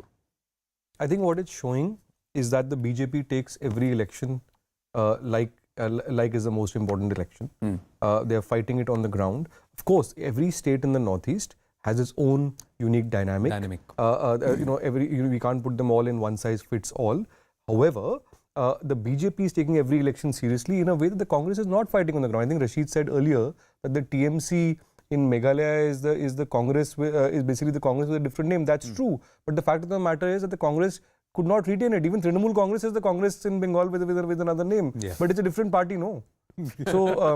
So it's not the Congress. And when we talk about opposition unity, what it means is that there are enough people on the ground who may be wanting to take on the BJP, but can they come together under one umbrella? That is a bigger question. So what the Northeast offers us portents of where that debate is going. In Tripura, you are seeing the BJP in the lead. You're seeing the Tripura Mota coming up, the left and the Congress as possibly the second one. But look at Nagaland. Yeah. The BJP is ahead by itself in 12 seats. Yeah. It started off with one victory already because one candidate got elected unopposed. But NDPP is on 30 seats. So what you are seeing is the replacement of the Congress as the primary national party in the Northeast by the BJP. Now, it's very easy to say, okay, tomorrow BJP loses power at the center, all of them will shift back. But the fact of the matter is the BJP is a party which did not have either, not only did it never have a government in the Northeast up till 2016, if barring the Gegong-Apang 2003 episode for 1 year, but it never even came second in any state until 2016. And now you are seeing it as the primary national party. So with all the local parties aligning with it in one way or the other. So I think the fact of the matter is that trend is continuing. It is not going backwards. And in 2024, one thing I do want to say, there are 25 Lok Sabha seats in the Northeast. Yes. The BJP had 14 of them in 2019, 8 of them in 2014. Now, in 2024, as we all make our calculations, the BJP will, to offset certain losses elsewhere, is looking at where else will it gain. These results, if they hold, and we have to wait and see if they hold, they also portend that Northeast is one area where the BJP is likely to make gains in alliance with other parties. No, I want to ask, I mean, at this stage, it could look like a hypothetical question, but Rashid, look at the Meghalaya numbers right now. The NPP is at 10, BJP at 5, Congress has 7, Trinamool has 21. This is a hypothetical question, but if Congress and Trinamool were to come together to form a government, A, will that even happen? Will the Congress support a Trinamool-led government? B, will the Trinamool want to take support from the Congress? Because I think you can fairly say that NPP, Conrad's party, is not going to support Mukul Sangma's party. I think that's a fairly, straight this thing. Again, I don't think the BJP is going to support a TMC government. I think that also you can fairly rule out. So the only possibility, again, very, very early days, the numbers, if they stay this way, do you see the Congress supporting a TMC-led government in Meghalaya? Mukul Sangma, after all, he was a congressman. Yes, so Zaka, as you know, I'm in Shillong at present, and this has actually been a talk, the IPAC which handled the Trinamool campaign, they were all along saying that the exit polls and all will go wrong. The problem is that, Jairam Ramesh, because Jairam Ramesh came here to campaign and he described Mukul Sangma as a modern day Judas, and that created, as in a Christian dominated society, it created a lot of bad blood. So that is a spoiler. Otherwise, I think Mukul Sangma is very much keen to get Congress support. He's a congressman. Everywhere you go in Shillong, when Mukul Sangma was the chief minister, there is a plaque which has inaugurated by Sonia Gandhi, inaugurated by Pranab Mukherjee. So all the Congress stamp is very much there. So Mukul Sangma and his team is, or most of his family members, I think there are 4 of them are contesting, 4 or 5 of them are contesting, rather 8 of them are actually contesting. So they all are there from the Congress family or Congress heritage. But problem is Rahul Gandhi, because Rahul Gandhi came in Meghalaya, spoke against TMC. It led to sharp reaction from Mahua Mitra, Dadeko Bryan, etc. So this is been there. I think these things need to be ironed out, because as you know, not only the Raj Bhavan, all other institutions would be there in Northeast. It's rather infamous. They all will come to the rescue of the incumbent government if the numbers are close by. So that is a real task for the Congress. Congress, I don't think they have, able managers to, just call up and speak to Mamata Banerjee and stitch an alliance. All right, just give me 1 second. I think just quickly on the Meghalaya story, I think one thing is very clear. The green is the Trinamool, which is Mukul Sangma, and this is the East and West Garo Hills, the Garo part of Meghalaya, which is always the Sangma versus Sangma fight. Yes. I think you can fairly say in that, if these numbers hold, it seems to be the Mukul Sangma that seems to be having his nose ahead rather than Conrad and his family, because this is their gud, as it were. This is where Tura is, this is where, the Sangma family, in fact, every constituency, you will find a Sangma name fighting the election in some party or the other. So if Mukul Sangma has won the battle of the Sangmas seemingly at this stage, like I said, it's just 1 hour into counting. Look at the green compared to the blue. The NPP is dark blue. The green is for the Trinamool. If in the Garo Hills, Mukul Sangma has prevailed, then I think, yes, I don't know how the state is going to eventually play itself out. But I think in the battle of the Sangmas, it seems like he's made a statement. Yes, it is not Not just making a statement, the Congress retaining those who still have the potential to win and get it gains. Now, these gains could have been of the Congress party and not of the Trinamool had Mukul Sangma still been there. We go back to our guest, but quickly keep an eye on the leaderboard here, ladies and gentlemen. The BJP right on the halfway number. And halfway plus one will be majority in Tripura. So BJP plus, it's just slipped down to 28 and the left plus Congress is 21. So it's scenario is still changing. It's continuously evolving even in Meghalaya. Somewhere more or less settled, it looks like, in favor of the BJP plus in Nagaland. If these leads and these trends were to hold, Nagaland seems to be consistently moving in one direction, but it's a bit of a seesaw here. And of course, in suspension, even here in Meghalaya. Let's quickly go across to Kamalika joining us from the BJP headquarters. Kamalika, are there some heartbeats and blood pressure rising in the BJP, because it does not seem to be as smooth as they thought it would be so far, 1 hour into counting?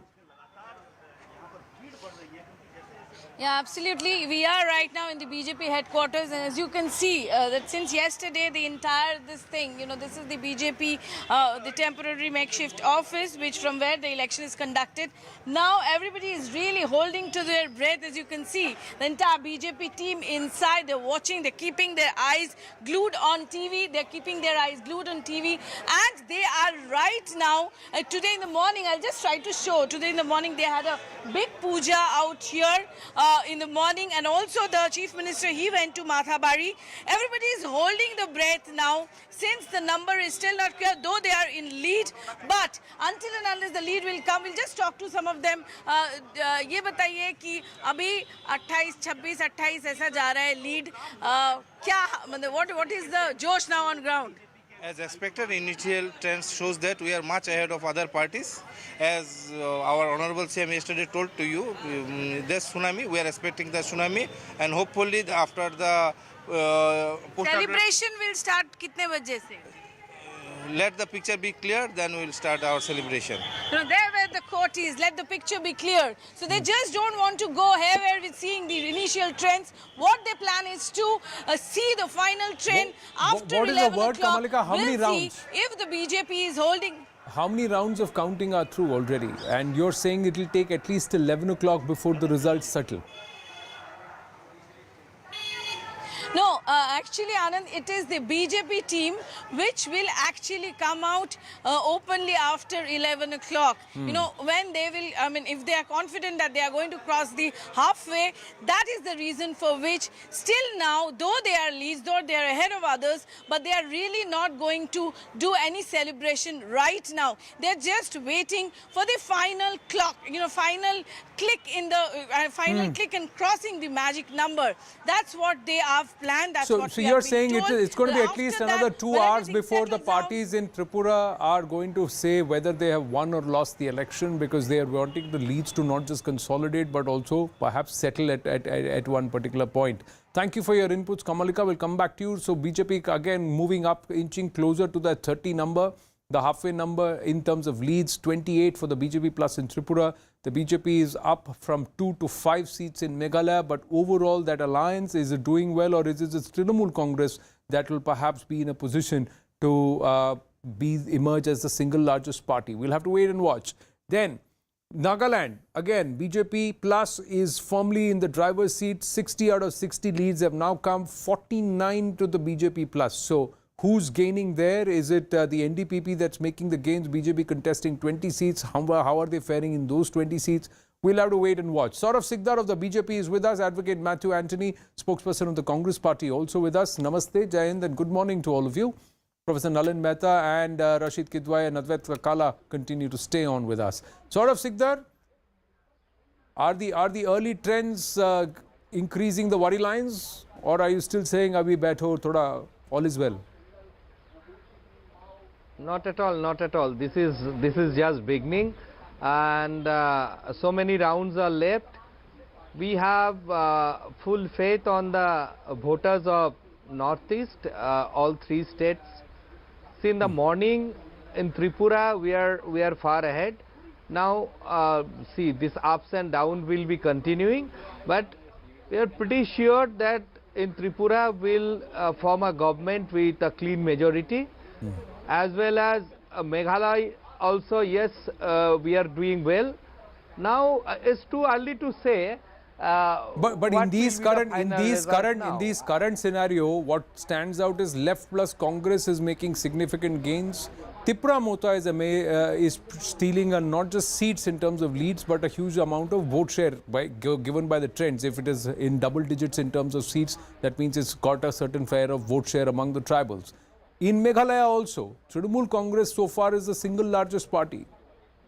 So in both these places, the current trends show that the BJP is not making the kind of gains it thought it would do on its Vikas pitch.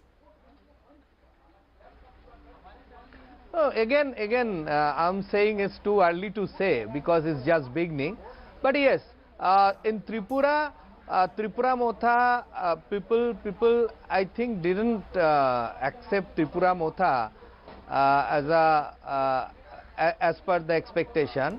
So it is clear that the fight is with the left and Congress alliance. But yes, will you reach out to Tripura Motha? Current scenario shows you may be short. Current scenario shows you may be short of the majority number. You are leading in 27, Tripura Motha leading in 11, left plus Congress leading in 21. So is there a phone call that will go across to the Maharaja? It's nothing. I think after 1 hour again the scenario will be changed. Because you know, if you see when the counting has been started in the morning, so we are leading near about 40 seats. Okay. So it's too early to say. You're saying it's too early to say. What about Meghalaya? In Meghalaya, in the Garo Hills, the current trend shows that among the Sangmas, it is Mukul Sangma and his group, which exited the Congress, joined the Trinamool, that is coming out stronger. I would not say that is a victory of Trinamool, because you know the Sangma families and all these Sangmas, they have a very big potential in Meghalaya politics always. So yes, they are really doing well, but it's not credit of Trinamool Congress, because Trinamool Congress is no, but it is not. It is to the discredit, or it will be debited against the BJP then. Because that means that your narrative of Sabka Saath, Sabka Vishwas, Sabka Vikas is not being accepted by Meghalaya. They just wait and watch. Finally, they go with whom. That is also as a things to watch. Finally, they go with whom? Who will go? Yeah. Finally, is the BJP going to? Is the BJP going to enter double digits? Are you going to do better than 2 seats the last time around? From a BJP's point of view. In Meghalaya, last time we got only 2 seats. Yeah. So this time it is 5 seats. So is that gain? This time we are gaining there. No, but 5 seats from 2 seats to 5 seats, is that what you would, from the BJP standards itself, would you say it is considerable current scenario? No, we are confident that number will increase. Let the result come. At least the halfway. Let's go the halfway. Then we can conclude it. We'll conclude it. Saurav Sikdar, please stay on with us. Advocate Matthew Anthony is also with us. Namaste. We don't have Matthew Anthony with us right now. I think one story, if I may, like I said, the TMC is one big story of Meghalaya, but I think one other big story that's also emerging is the second player is 16 seats, which is in others. It's the party called the UDP. UDP, I'm also told, used to be part of the NEDA alliance. It was part of the ruling coalition. They've gone with the BJP. And then they sort of split. Apparently, the leader of UDP and Conrad don't see eye to eye, and I think there is a problem there. But I think they could potentially emerge as a critical player. They could hold the key. They could be kingmaker, because remember, right now, no party is in a position to form government on its own. TMC is the single largest, yes, as of this stage. The UDP has 13 out of the 16 is what I'm told. So it depends really on who the UDP wants to go with. If they decide to go with BJP, will they also then join hands with Conrad and the NPP? So again, you're seeing a return of the 2018 picture. If we were to go with the magic wall, UDP 13, NPP 12, BJP 5, so they are at 30. So they are close to the halfway number. They are again close to the halfway mark. If these numbers hold, it could either be again a return to the old coalition, as it were, between the UDP, the NPP, and of course the BJP. But the equations would have changed. The UDP would be the larger party, or the largest party in the coalition. I don't think the NPP would get Chief Minister or any of the plum portfolios. That is one option. The other option, of course, is if the UDP decides to go with the Trinamool. Again, the Trinamool is the single largest. Will they go with the Trinamool? So I think it's going to be very interesting in Meghalaya. I don't think it will be settled for at least a few hours. So you could see the BJP, the Congress sitting in the opposition, whereas the Trinamool along with the UDP sits in government. If they decide to go. Yeah, interesting scenario that presents itself currently. You're talking about Meghalaya, so let's just quickly go across to the Garo Hills. Preeti Priyadarshini joining us live from Tura. Preeti, what's the talk on ground? Which of the Sangmas is taking that entire region? Mukul Sangma of the Trinamool or Conrad Sangma, the incumbent of the NPP?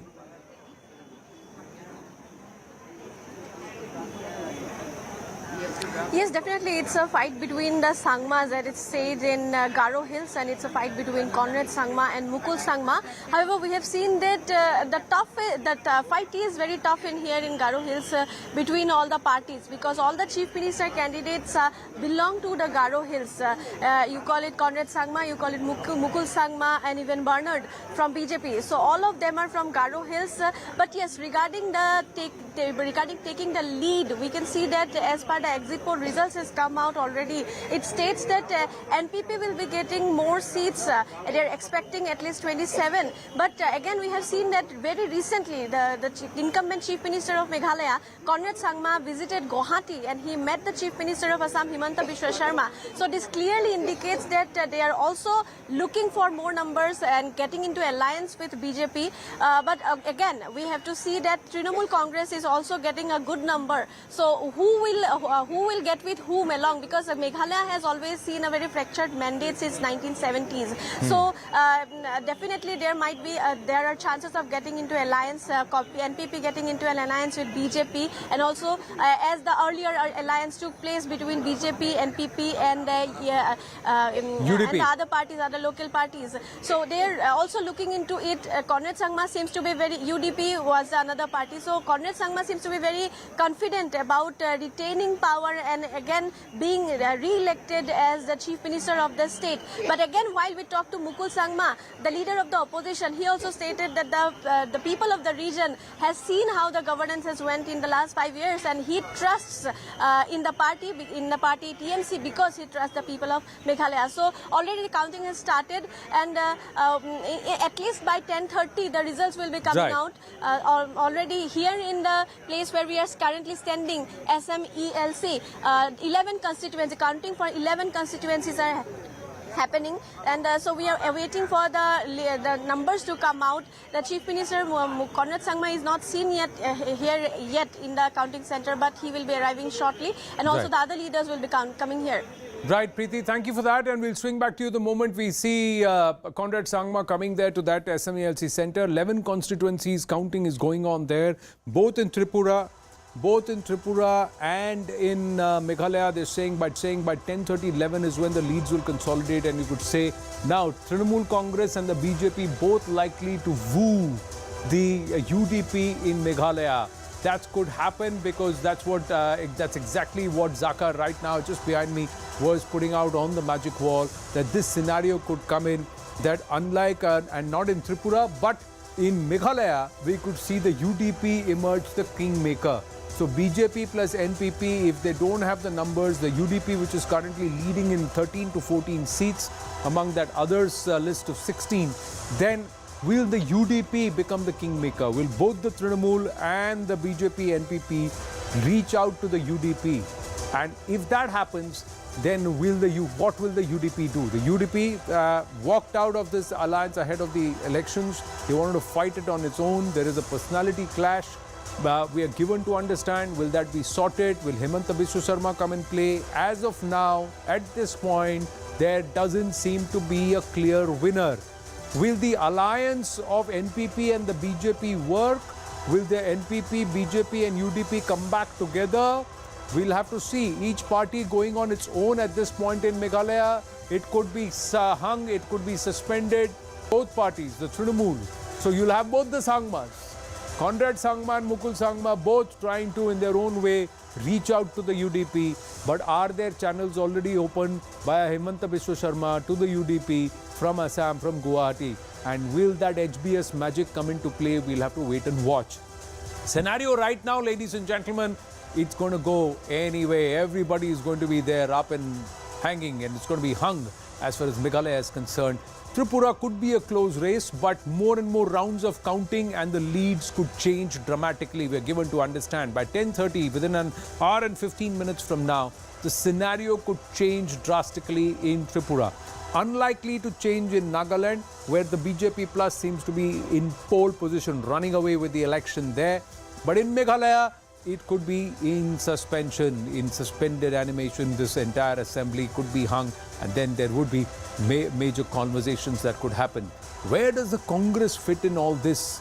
Matthew Anthony is with us. Namaste. Good morning. And good morning. And if you were to see, Congress's loss has been Trinamool's gain in Meghalaya. Congress's loss has become its own independent face, perhaps on its own could emerge kingmaker, that is Tripura in Tripura. There is no Congress in Nagaland today. Is this a party that wants to be the fulcrum of the opposition? Matthew Anthony, how would you see this? In Meghalaya, the performance of Congress, considering where we were before the elections, is pretty good, I would rather say. Not to the extent that we are able to say that we will be a part of a government or not. But at the same time, from where we were and the kind of number of candidates we could put up in the entire 60 seats and the performance which we are delivering in Meghalaya is quite respectful from our perspective. And Tripura is emerging, so we can see in a couple of hours' time, how we will be there in the alliance. Nagaland, it has been quite a violent election. There's booth capturing. We have only limited number of seats, where we have our candidates, and we have made complaints to the Election Commission for repolls, and we have one of our candidates, coming out and saying that the repoll was not done in that particular constituency also. So there are a couple of things, but overall Meghalaya looks good, and Tripura also is looking good for us. Nagaland is quite disappointing. That's how we look at it at this perspective right now. Why do I get the sense that you're saying that, all right, you are under huge amounts of pressure, but all is well? Just continue to stay in the same pressure. I'm saying in Meghalaya, Mukul Sangma walking out, could that have been prevented? Every state, the idea, and I'm sure you're wise enough to understand where I'm coming from, that even in Tripura, you had Sushmita Deb, who joined the Trinamool, trying to sow this, moved out of the Congress party. Pradyot Deb Burman was upset. He moved and started something on his own. He was Pradesh Congress Committee chief at one point, Matthew Anthony. So, at all points, where is the Congress in the Northeast then? If the Congress is not there in the conversation itself in the Northeast, even in Tripura today, you're playing second fiddle to the left. You had picked up the bastion against it, and it was your arch rivals just about 7 years ago. That I disagree with you there, because we are arch rivals with CPIM in Tripura as well as in Kerala, and we were in West Bengal. But we had alliances with CPIM in center also. So the reason is because we find a little bit of a political alignment in the political ideology with this with the CPIM rather than any other one. So that was a political alliance which was required in the state at that point of time to fight BJP. So whether we are playing a second fiddle or whether we are playing first, that's an alliance which we have formed as a political compulsion, as a political need to fight BJP in Tripura. Now, Congress is very much in the conversation in Meghalaya. How can you write off Congress? Because when we were nothing, before the elections, when everybody has written off, we are still making a good impact in Meghalaya right now in a hung assembly. No, you're leading in 7 seats, 2 seats ahead of the BJP. You are the 4th party there. The leading party is Trinamool with 18. Then you have the UDP, and then you have the NPP. After that is the Congress party. So how is Congress part of the conversation in Meghalaya? See, Congress was not there, before the election. That's what you rightly said. In terms of that you were, all the media were claiming that the most of the Congress has left Congress, and Congress was finished in Meghalaya. Now you see where Congress is right now. We are 7. We put a 60 candidates in all the seats, and from where it's a new beginning, and we put around 47 of our candidates were new faces, 45 less than 45 years of age. And then, we put 10 women candidates. So, it's a good beginning for us, from our perspective. Now, the other question which you asked, could you have prevented a Mukul Sangma or could you have prevented other leaders from going? Had we had ED, had we had CBI, had we had other agencies with us, we could have prevented them. We didn't have, all of them. So that is where we But kind of he didn't stand walk with into the respect to BJP. Matthew, for that jibe to come, they should have walked into the BJP. They walked into the Trinamool Congress. So you didn't need an ED and a CBI or anybody else to hold on a Mukul Sangma. You just needed them to have confidence that they can continue to fight against the BJP in the Congress party.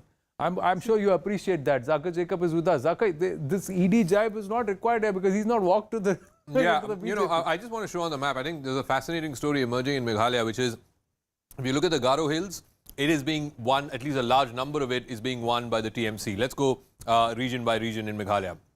The Garo Hills has about 24 seats, it's the largest part of the state, including, of course, where the Sangmas fight from. Tura is in this part, Mukul Sangma fights from this part, of which I think here it's very, very clear. The NPP has been decimated in its backyard. So if this was an anti-incumbent vote, this is a vote against the NPP. The TMC winning 17 out of 24 seats in the Garo Hills. That's the TMC story in Meghalaya. Look at the Khasi Hills. Now, this is where it gets really interesting because in Meghalaya, it's always between the two tribes. It's between the Garos and the Khasis. And in the Khasi Hills, it is the NDP. 12 seats that the NDP is leading in out of the 20-odd seats in this region. It's, sorry, the UDP. The UDP that is leading here. So, Metwa Lingdo, who's the Speaker of the House, all right, Prime Minister Modi, I believe, is speaking at the G20 Foreign Ministers meeting. Head of international organizations, Excellencies, I welcome you to India for the G20 Foreign Ministers meeting.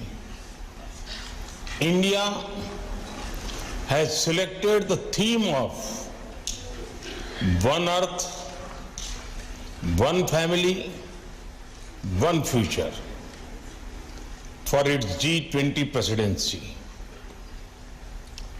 It signals the need for unity of purpose and unity of action. I hope that your meeting today will reflect the spirit of coming together for achieving common and concrete objectives. Excellencies, we must all acknowledge that multi and concrete objectives. Excellencies, we must all acknowledge that multilateralism is in crisis today. The architecture of global governance created after the Second World War was to serve two functions. First, to prevent future wars by balancing competing interests. Second, to foster international cooperation on issues of common interests.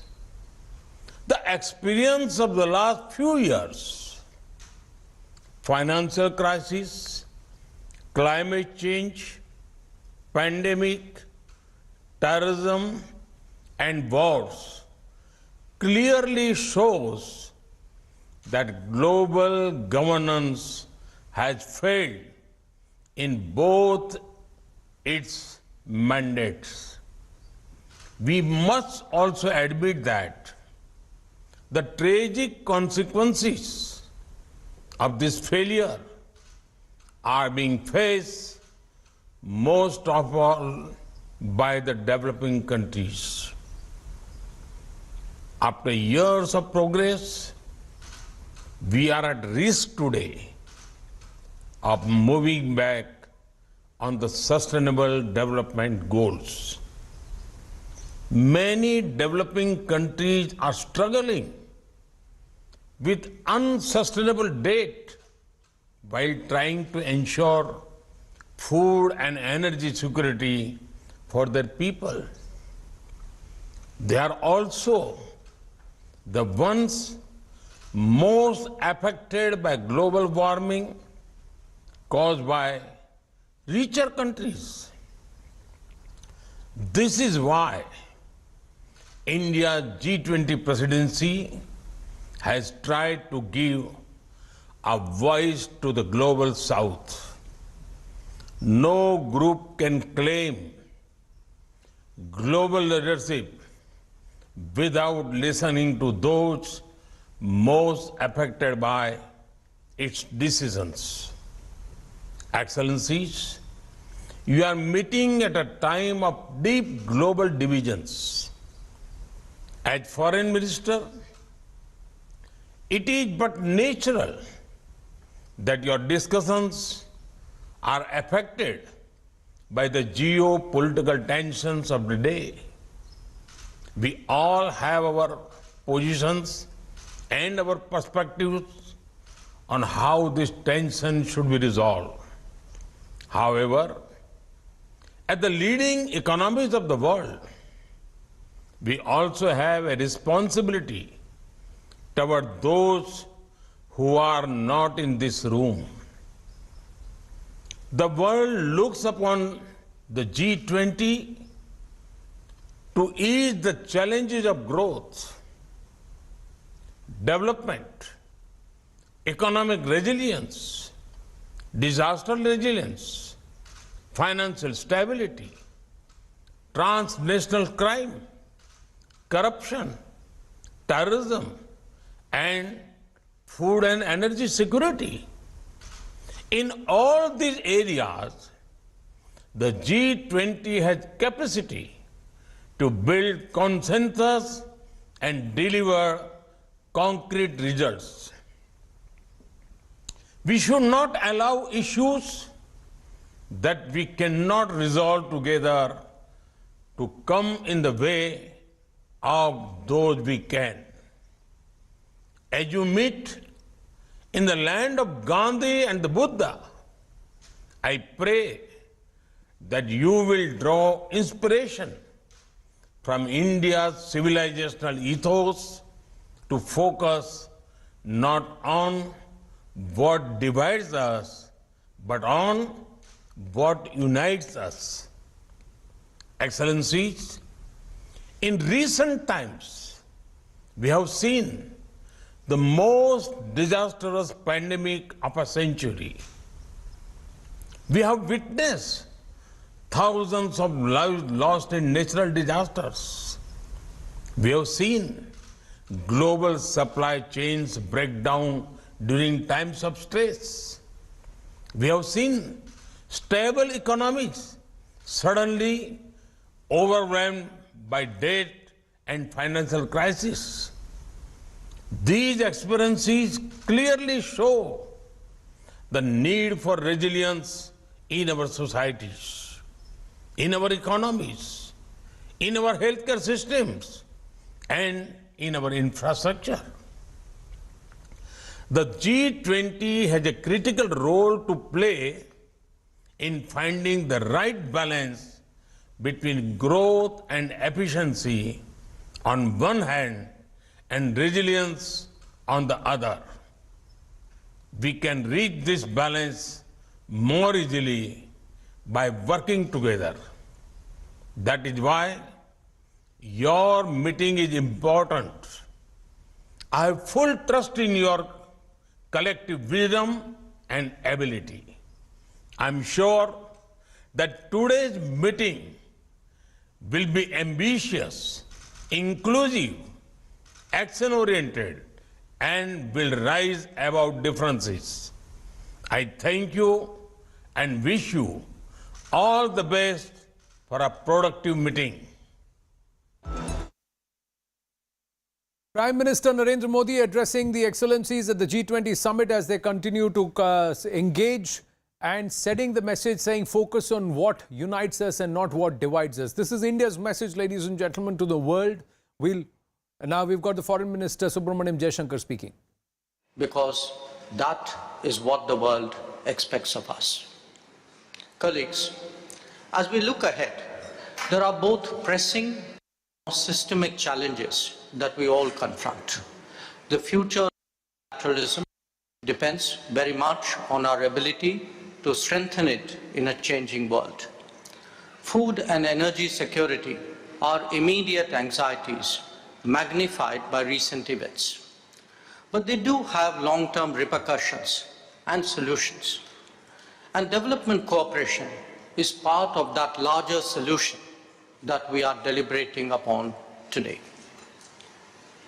Colleagues, the current global architecture is in its 8th decade. The number of members of the United Nations has quadrupled in this period. It neither reflects today's politics, economics, demographics, or aspirations. Since 2005, we have heard sentiments for reform being expressed at the highest level. But as we all know, these have not materialized. The reasons are no secret either. The longer we put it off, the more the credibility of multilateralism stands eroded. Global decision-making must be democratized if it has to have a future. Our agenda for today's discussions include the challenges of food, fertilizer, and fuel security. These are truly make or break issues for developing countries. We heard their concerns directly in January this year through the Voice of Global South Summit. Such issues should not be relegated to the periphery of the international discourse. They are, in fact, crucial to the global economy and must be treated as such.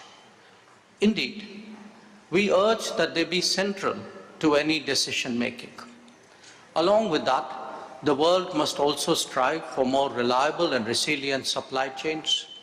Recent experience has underlined the risks of being dependent on limited geographies. Excellencies, all of us, individually and collectively, have an obligation to contribute to international growth and prosperity. They are implemented through sustainable partnerships and goodwill initiatives. On its part, India has undertaken development projects in 78 countries and has actively encouraged exchanges and capability building. During the COVID pandemic, we made a conscious effort at contributing to global solutions, even while looking after our own. Today's situation demands that we continue to live up to our international responsibilities. The G20 must be sensitive to the priorities and economic concerns of all our partners, especially those more vulnerable. We must ensure demand-driven and sustainable development cooperation based on country ownership and transparency. Respect for sovereignty and territorial integrity are essential guiding principles for such cooperation. Excellencies, as G20 foreign ministers, we can send a collective message affirming our determination to address the complex challenges that we face at this juncture.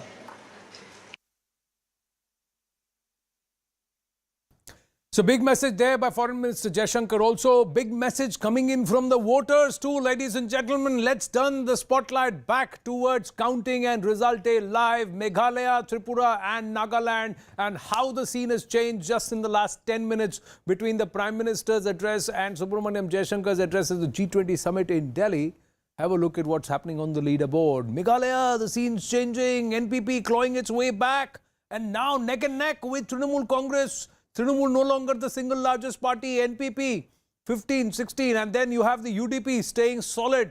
And currently, if you were to see, if that former NEDA alliance of the BJP, NPP and UDP were to come together in Meghalaya, it's a return of that alliance yet again. That's what it looks like. These leads will further consolidate. They will settle. The numbers could change in the next 1 hour. Lots could change. By 10:30 a.m., 60 minutes from now, we could have a different scenario altogether. Here in Tripura, once again, have a look at the numbers. The BJP plus is further going up. The left Congress has slipped down a bit. Tripura Mota slipping down a little more. The Trinamool Congress not yet on the leaderboard. There is one other that has come through, but this is just about 4 short of that 30 plus 1, halfway plus majority number, that is 31. That's what it is. Slowly the leads are consolidating in favor of the BJP plus, the incumbent. Even in Meghalaya, now Conrad Sangma could breathe easy. These numbers now matching the data on the magic wall, where again, before we go, just look at Nagaland. BJP plus firmly in the driver's seat and emphatically so. That seems to be settled there on that area. In Nagaland, we'll keep the focus, this part of that L band on our screen. Tripura and Meghalaya to the magic wall, and things are changing. More blues coming up. Yep. Meghalaya is a fascinating story because you go into the regional divides between the Garo Hills and the Khasi Hills. In the Garo Belt, which is of course where Conrad Sangma, the Chief Minister, hails from, Mukul Sangma, the TMC Chief, hails from. There it seems to be a complete, TMC sweep. 13 out of the 24 seats. This is the largest region in the state. 13 out of the 24 seats have gone to the TMC. Conrad's party is down 6 seats. They had 12 last time. They are down to just 6 seats in this belt. The BJP has 3, which is a gain of 3. This is in the Garo belt. If you were to look at the Khasi belt, where again, which is the second largest region in the state, you again have about 28 seats. In there, the NPP has gained 1 from last time. The BJP, no net gains. The Congress down 5. This is where the Congress used to do relatively well. But the party that could well emerge as kingmaker is the UDP of the Speaker Metba Lingdo.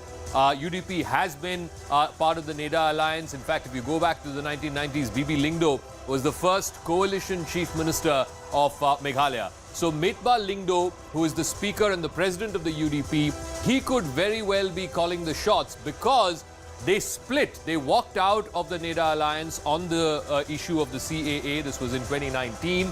He has said in the campaign as well as in interviews during the campaign that he's willing to go back to any coalition provided there are stringent preconditions. So if you were to just add up the NPP, which is at 15, the BJP at 6, that's 21, they still need 10, and that 10 will come from the others, which is the UDP. They currently have 13. Or will the Trinamool rush in to try and bridge the gap? The Trinamool and the UDP together can also go past the halfway mark of 31. I think it's going to be a question of who is going to take that flight quicker to Shillong. No, at this point, even as you're speaking, Zaka, the Trinamool plus the UDP don't make the halfway number. They will have to lead on a Congress party or somebody else to get into that seat. So right now, this scenario is changing, ladies and gentlemen, and dramatically so. But somewhere, ladies and gentlemen, right at 30, with the leads consolidating, right on that halfway number again in Tripura, left Congress slipping, Tripura Mota still there. They've also slipped down to 11, but the BJP plus is moving up here in Tripura, and that is significant at this point in time because after Nagaland, where they are way past that halfway number, the BJP seems to be sitting right on that halfway number. One more and they will be halfway past plus, that is 30 plus 1. And there they will have majority in the House. These are leads, but they're consolidating. More rounds are being counted. We'll try and go across to Kamalika to see if there is a buzz in the BJP office. Matthew Anthony of the Congress with us, Nalin Mehta with us. We also have Advaita Kala with us. Nalin Mehta, now this scenario changing. As the clock ticks, more than an hour and a half, another hour, do you see this trend continuing?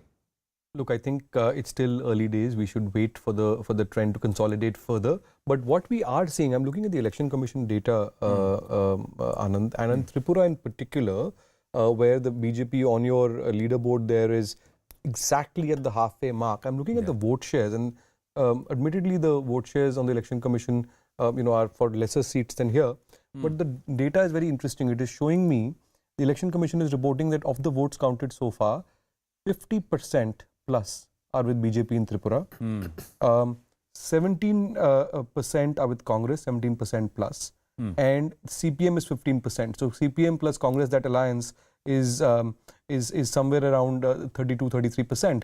And BJP is holding on to a 50% vote share lead in Tripura at the moment. So this consolidation, if this trend continues, the vote share is showing that this will go one way. Now let's wait and see what happens. At this point, that's what it's showing.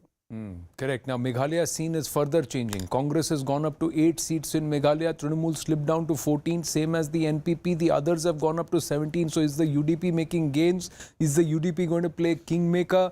Well, Advaita Kala, interesting. It's getting interesting both in Tripura and in Meghalaya. Absolutely, Anand. Now is when you ask the question, how many rounds left? And how many rounds are we done with in terms of the voting? Yeah. We're going to connect with our reporters on ground, but I think there are still a few rounds. What we're given to understand both in Tripura and in Meghalaya is that we'll have to wait at least 10:30, if not till about 10:45, 11 o'clock. All parties are going to perhaps take a position around 11 a.m. By 10:30, 10:45, we should have a clearer picture, much clearer picture or consolidated picture. Yes, Advaita, continue, please.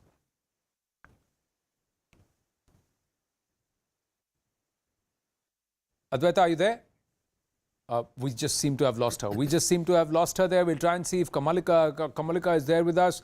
Matthew Anthony, you're saying the Congress has gone toward an entire reset button in Meghalaya after the exit of Mukul Sangma and all his aides out of the Congress party. You've brought in young faces, largely less than 40 years of age, and you will take heart that they have still, out of contesting 60 seats, take heart that you won 8. So is this now a plan for the future, or do you believe that had you done a mix of both, had you been able to retain Mukul Sangma and also try and bring in some fresh blood, infuse some fresh faces into the Congress, you would have been sitting at 22 seats, 14 plus 8, that which has gone to the Trinamool now?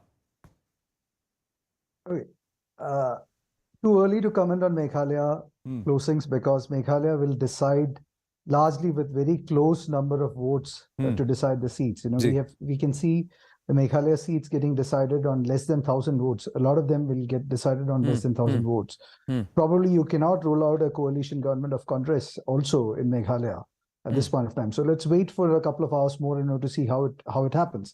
Definitely we have invested for the future in Meghalaya, and the performance which we have done right now in Meghalaya, which you're seeing in Meghalaya right now, from where we were, is quite respectful. I still maintain the stand that it's quite respectful. There's no point in talking about Mukul leaving or staying back in the Congress because that's past. So it is now we have to deal with the present.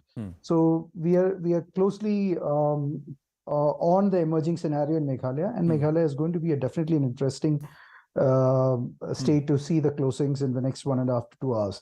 Tripura also, we see the emerging trend right now, and if you look at the vote shares, next couple of hours. Yeah, if you look at the vote share, I'm just saying, is this a learning that where the Congress has or allies with traditional enemies on ground, when say arch rivals, political rivals on ground in the state elections, the arch rivals tend to benefit more than the Congress does.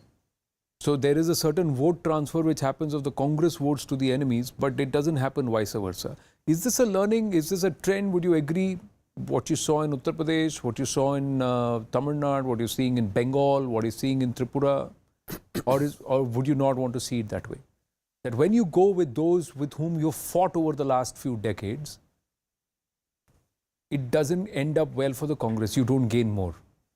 You could actually do better if you fight on your own.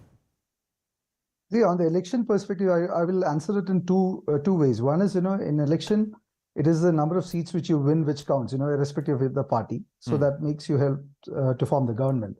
On vote share, it is a reflection on the party on how it has to kind of formulate its strategies, its messaging, its access to the people.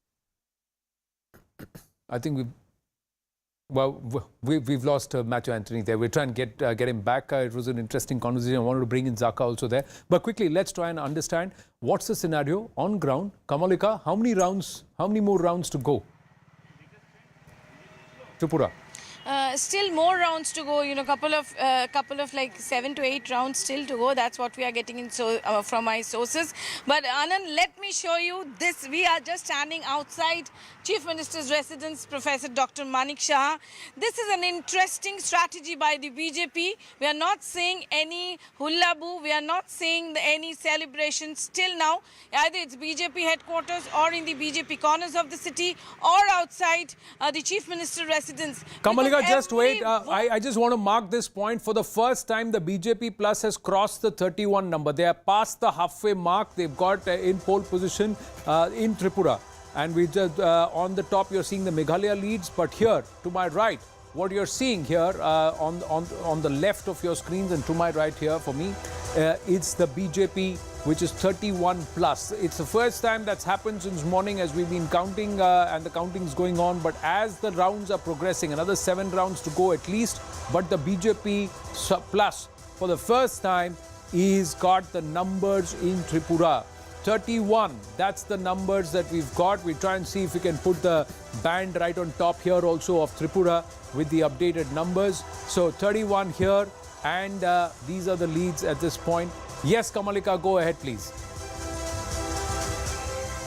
Yeah, this 31, as you pointed out, it has crossed the mark of 31. But still, I again would like to show that this is the scene of the outside Chief Minister's residence. Every vote they are putting, effort on every counting, every second counting. They're just not coming out and showing that, okay, fine, we have won and we have crossed the marks. They are just holding on to every second because they know that it's like a 2020 match. And what we are getting from the BJP camp inside, that this instruction has gone, that hold on till the final results come out. So no more hullabaloo before, I told you earlier that before 11.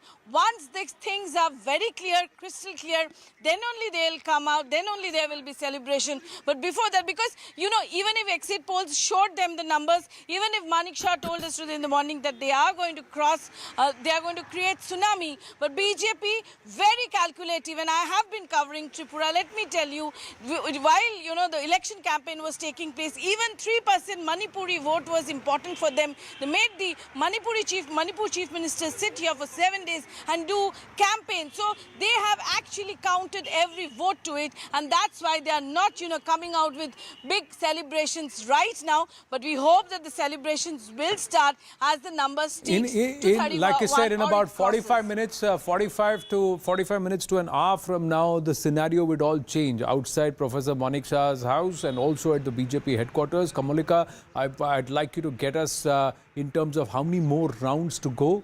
And when can we say that the leads are consolidating? Is there going to be a scenario change? Because the BJP is expecting to cross the 40 number on its own. It's right now, BJP Plus is at 31. Thank you for your inputs. Right at the top, ladies and gentlemen, the magic figure.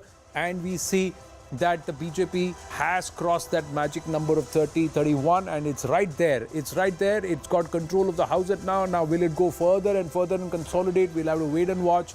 The left again slipping, Zaka. Left is slipping. I think the storyline, one very, very interesting storyline. We talked about this in the morning. Tripura has come from nowhere and he's got 11 seats. It could become 12. There's one seat where it's back and forth between the Left Alliance and Tripura. But where is he winning? Where is he getting his dominant seats from? 11 of those seats. Look at those gains. I'll put the filter again. These are the tribal seats in Tripura. Those gains have come at the cost of the BJP. The BJP had 18 of these seats in the last election. They are down to 7 now, and the Tripura has got 10 out of the 11 seats where it's leading in right now are seats that were won by the BJP alliance before. And the other story for me, in those tribal seats, the IPFT, which was the tribal party of Tripura, which the BJP has been in alliance with, they renewed that alliance before the 2023 election. IPFT today does not have a single lead in the state of Tripura. So basically, all the tribal seats have gone essentially to the Tripura Mota, or at least a majority of those tribal seats have gone to the Tripura Mota. So the Tripura has actually eaten into the IPFT votes, the tribal party that was in alliance with the BJP. And I think he has certainly hurt the BJP as much, if not more, than hurting the left Congress. Like I said, right now at 31, but they were at 44. It was a 2/3 majority. They've come down by 13. You're speaking about the Chief Minister saying BJP will cross 40 on its own. Let's see if they can do that. They are right now 31. The IPFT was fighting in 8 seats. They have not won any of those seats. There are no leads for the IPFT in any of those seats. So if the BJP has to manage to win 40 seats on its own, then this figure from -13 has to go up to -4 or -5. Otherwise, they are not getting up to that figure of 40. So I think you know, the BJP will also look at this result. If the result freezes this way right now, my hunch is they will approach Pradyut to support that coalition. See, one of the aspects which is interesting, and Nalin Mehta, Advaita Kala are with us. Nalin Mehta, the IPFT was always seen as harboring a certain level of secessionist tendencies, separatist tendencies. Now, with the IPFT ground to dust by the Tripura Mota, which is talking only about more identity, more stature or status for the indigenous people, the tribals, has that narrative now been swung away? Very smartly it's been done. And yet again, the BJP creates a third, I will not say the BJP has created, but there is a third entity that comes in which diffuses the anti-incumbency to a certain level and allows the BJP to consolidate. No, I think, look, that there is a very clear demands by tribals, that there is a clear tribal vote. I mean, that's a given in Tripura. About 30% plus population in Tripura is tribals. That the fact that Pradyot's party has made a huge impact, I think that's unassailable. The fact of the matter is that along with that, now how do you align their demands within a framework? The demand for a greater state, all of that. Now that has much larger implications, which is why the BJP did not align with the Tripura Mota ahead of the election. Now, how will it? In the past, its alliance with IPFT did make a difference. Now it is past the halfway mark if these trends hold on its own. But the fact that there is 11 seats are being run by the Tripura Mota, that you will have to find a political accommodation for these demands. Correct. At the moment, but here's the difference. Here's the difference, Nalin. The Tripura Mota. The Tripura Mota is far more amenable. They are not looking for a separate state. They are not looking out for a separate region. What they are saying is give separate rights or gives more credence to the indigenous people of Tripura. The IPFT wanted to carve out a separate region, separate state itself and identify itself. So that's why they said it has separatist tendencies. It also looked at the same tribal vote, the same indigenous problem. Is this a more happier situation to manage for the BJP compared to what it was in the past? And of course, it negates those secessionist forces altogether in Tripura. I'm looking at it from that. I'm asking you from that point of view. Also, what has the Tripura Mota done? Tripura Mota has pulled away at least 20% of the vote share if it's got to win 11 seats. I actually think it will be more difficult to manage the Tripura Mota because the Tripura Mota, the IPFT for all its ideological positions was an alliance. And it was a manageable alliance for the BJP. With Tripura Mota, they are, it's a very clear new force in Tripura politics, which is saying that we are not happy with the status quo. Our demands are very specific, and it's entirely based on regional identity, which is a kind of a new sub-regional identity along with the tribal identity. So I think it'll make for very interesting politics and a different kind of politics than what Tripura is used to. Pradyut Manikyam, for all the hard work that he's done, he's also gone through personal strife because of health reasons, but he's continued to labor on and he's drawn a lot of pull in terms of audience on ground. And he's put in the efforts from zero to at least breaking into double digits is no mean achievement. Advaita Kala, how do you see the scenario? BJP now further consolidating, 32 leads BJP plus. That's what they are largely. It's BJP wins, not the IPFT performing. Left has slipped down further to 17. Tripura continues to be at 11 at this point. So left Congress leads now moving over to the BJP as more rounds are being counted. Yeah.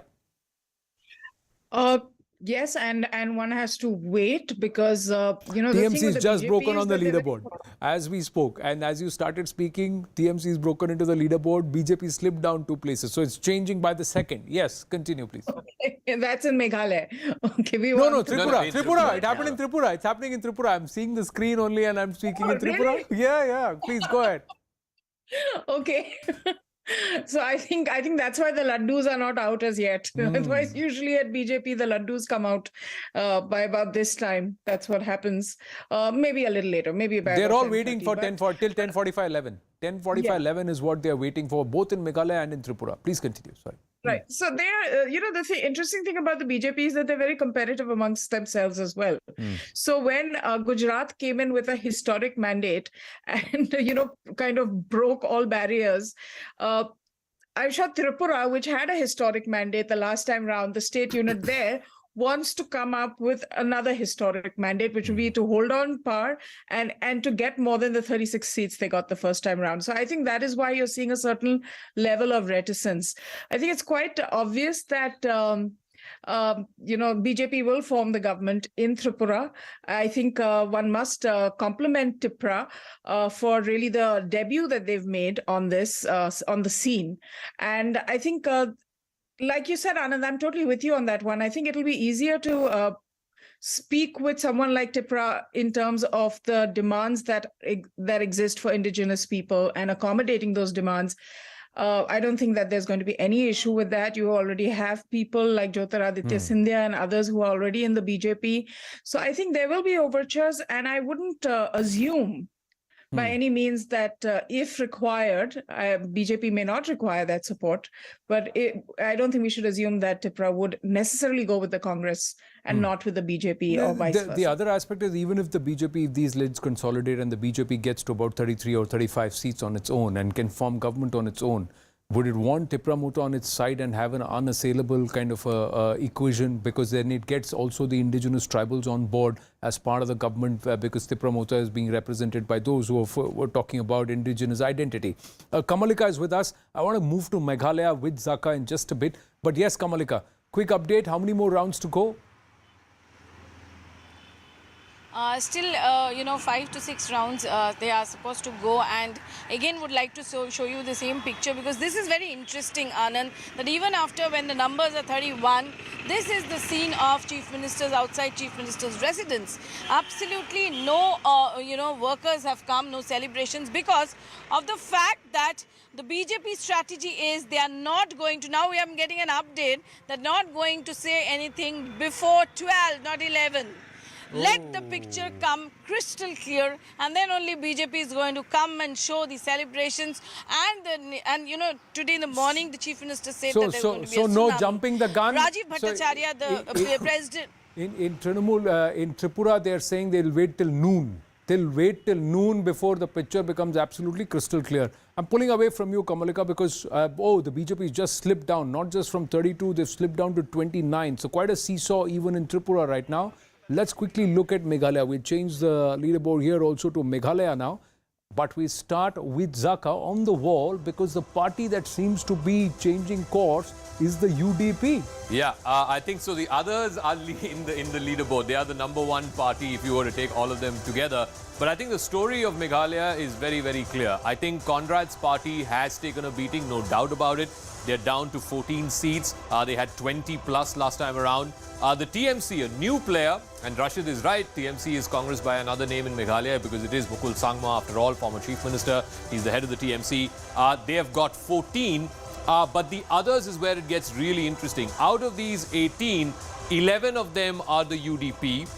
The rest of them are smaller parties. So you want to go back and check what is the route to power. Remember, the UDP was with the NDA alliance in 2018, when the last time they contested and won. So you have 14 of the NPP, you have 11 of the UDP, and then you have 5 of the BJP. So this is the old NEDA alliance. If they come back, that would add up to 25 and 5, 30. They still need one more. You can assume that one of the smaller parties will back them.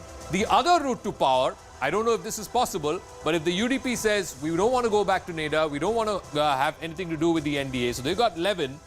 You have the TMC, which has 13, and then you have the Congress, which has 7. So that's 20, 31. So that again would be another route to power. So which of these two routes to power will prevail in Meghalaya? I think that, to me, will be the story of the morning, late morning hour. Trinamool and the Congress party ally, that's a story in itself. It's a story in itself, but right now it just looks like the erstwhile alliance seems to have the number with, even as Zaka was talking, the NPP has gone up to 17, BJP is 22 and 11. So then they will be at 31. So they are past that number which they want. And will they then get the regional parties also, parties like VPP, which are leading in 3? Will they do that? That's interesting. We've just got news coming through. Aparajita Sarangi, Lok Sabha MP of the BJP, joining us. But quickly putting this news that in Tripura, the BJP is crossing the halfway mark. It did, the BJP Plus did cross the halfway mark, but even as these leads are changing, we put out, and the UDP likely to play kingmaker in Meghalaya. It's possible. It looks like it, and they're going to set stringent conditions. It's the cliffhanger in Meghalaya where there is no clear winner. Nagaland firmly in the pocket of the BJP Plus. So BJP Plus are set to sweep big in Nagaland. So that's a possibility, ladies and gentlemen. But here, on this lovely L band that we've created so that we can get you all the numbers of all the states, just focus here. This is the place where the focus lies, because the scenario can change over the next 45 minutes to 1 hour, ladies and gentlemen. That's why no celebrations in Tripura too, because this could become critical. And this pan here, Pradyot Burman-led Tripura Muta, could become kingmaker here. And the UDP could play kingmaker in Meghalaya. So two kingmakers, two regional identities who could then set very, very stringent conditions. And what could happen, we have to see. Will the BJP have the numbers on its own? BJP Plus, which is with the IPFT not making too many gains. Largely the wins are BJP. So let's say if the BJP can get the numbers on its own, will it then bring in Tripura on its side to be a robust, strong government which also has the indigenous aspirations of the tribals? We'll have to wait and watch. These scenarios can change. But Aparajita Sarangi is with us. Aparajita ji, namaste. So Nagaland seems to be comfortably placed, but it's all up in the air in Tripura and in Meghalaya. A very good morning. In fact, whatever we see on the scoreboard today is the vindication of all the efforts of the central government, Prime Minister Modi and his team, and the Bharatiya Janata Party for the holistic development of the Northeast. We have been pursuing the policy of Act East.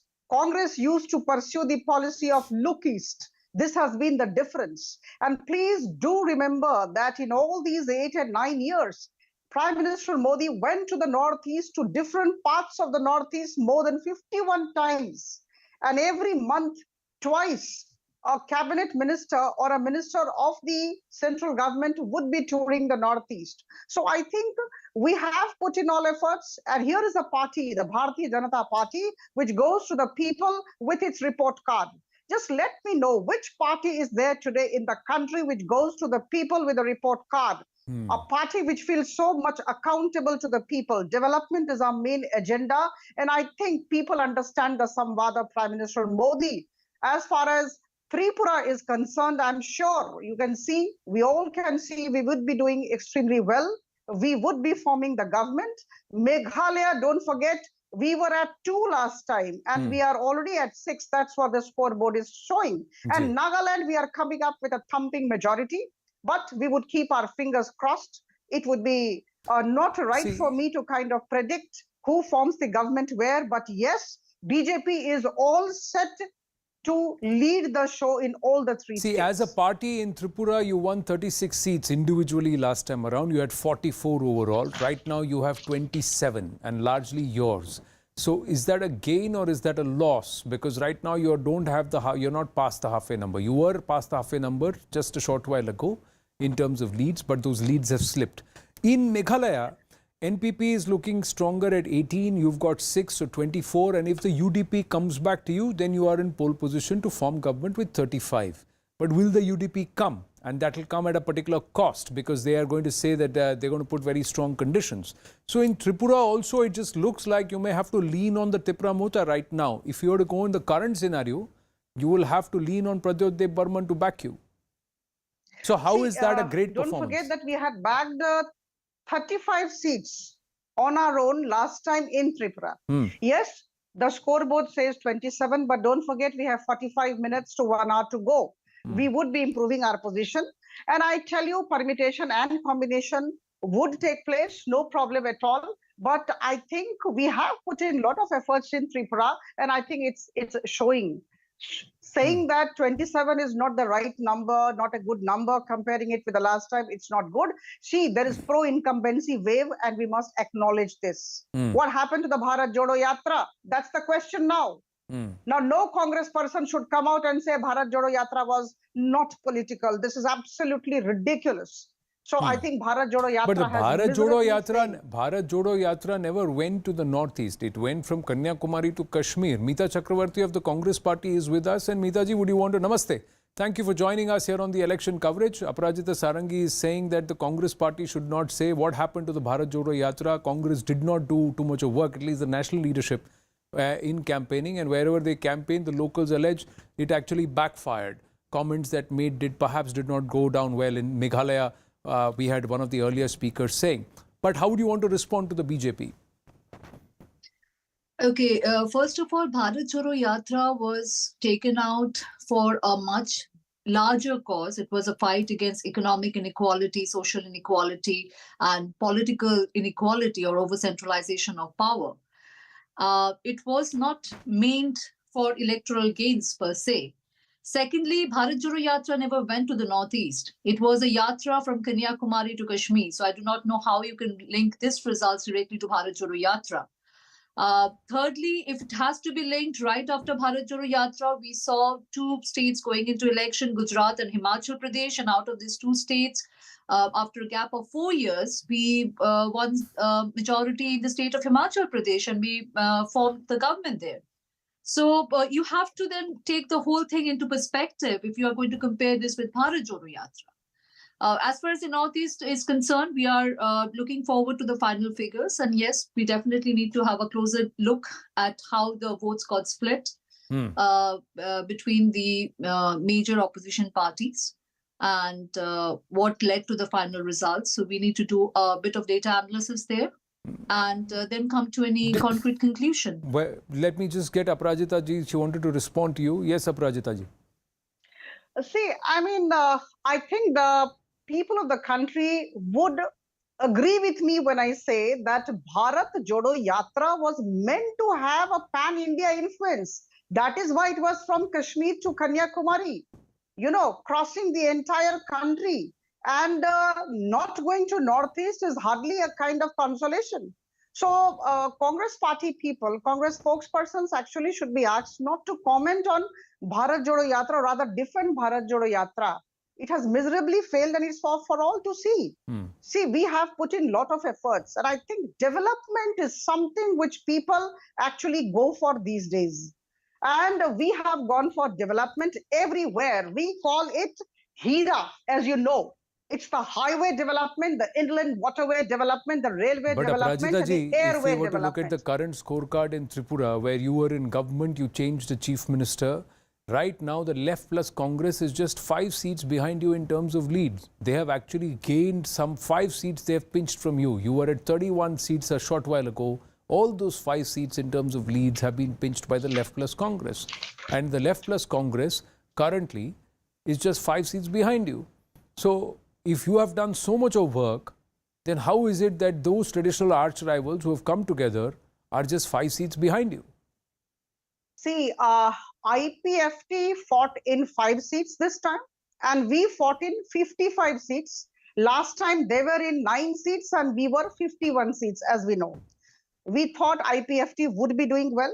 And I tell you, we would be forming the government. It may be a kind of, you know, little margin, I understand. It seems so at this juncture, but it would be premature on my part to say anything because 45 minutes and 1 hour would be actually showing the difference. We would be forming the government in Tripura maybe on our own. Let's see how it goes. Well, we'll see how it goes. At this point in time, you don't seem to be forming the government on your own and you seem to have the left and the Congress very hot on your heels. But Meeta ji, it doesn't augur well for the Congress to play second fiddle to the left in Tripura, play no fiddle at all in Nagaland and out of tune in Meghalaya.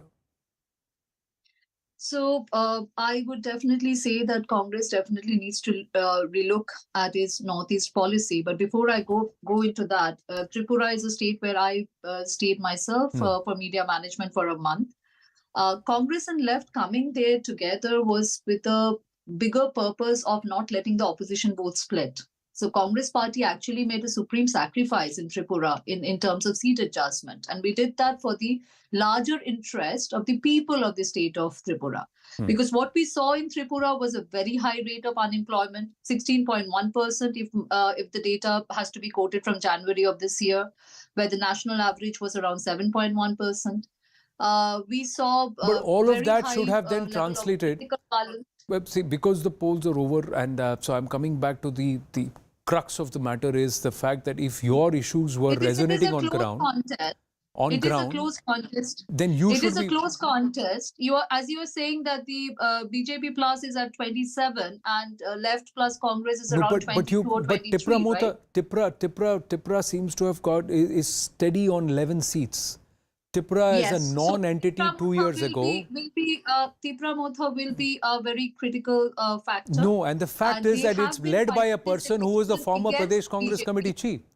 It's being led by a person as former Pradesh Congress Committee. Pradhu Dev Burman happens to be our ex-PCC president. Yes, and Tripura Motha had fought this election against the BJP. Correct. They had been fighting this election in order to bring in a change. But he has also fought the election, saying that he was unwelcome in the Congress and he was not listened to in the Congress, and he walked out of the Congress because the Congress was not doing its job.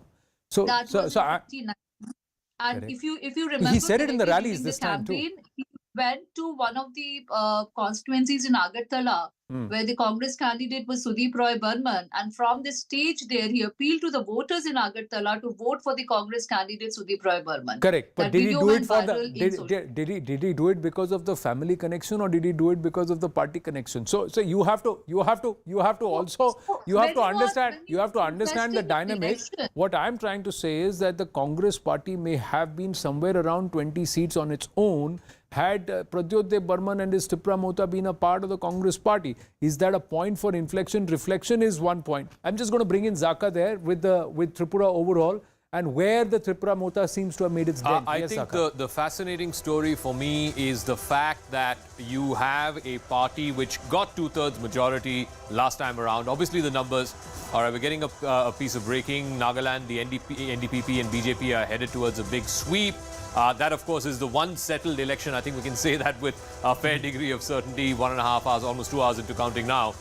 In Tripura, the BJP is close to the halfway mark, but it is still neck and neck in terms of the fight between the BJP and the left plus the Congress. The Tripura Motha could very well emerge as the kingmaker. Whichever side he chooses to go could likely end up becoming the party in government. Let me just break up the Left Congress Alliance and tell you where they are winning or losing. Remember, the CPM was contesting, or the left parties were contesting 40 out of the 60, and the Congress was contesting 20. The Congress winning only 5, but those 5 are gains. They had not won these seats. The Congress had 0 last time around, so these 5 are gains from last time around. The CPM had 16 seats last time. They're down to 15. So 15 plus 5 plus 1 to the CPI. So that's where the Left Alliance has the bulk of its seats. The BJP, and the problem for the BJP is, and we said this all through our election coverage, from 44, they will come down. The question is, how far down? What is the bottom line?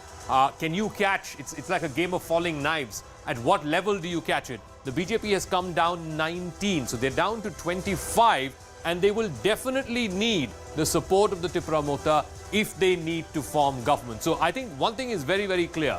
Whichever coalition, whichever arrangement goes on to form the government in Tripura next, this gentleman, Pradyot Dev Burman, leading a nascent party, coming out of nowhere, saying that we will represent you, talking to the indigenous people, talking to the tribal people of Tripura. He will hold the key. And I think I'm very sure about that he will be the kingmaker as far as Tripura is concerned. I want to quickly run you through Meghalaya as well, because the numbers are changing even as we speak. NPP has gone up to 21. They had 20 last time.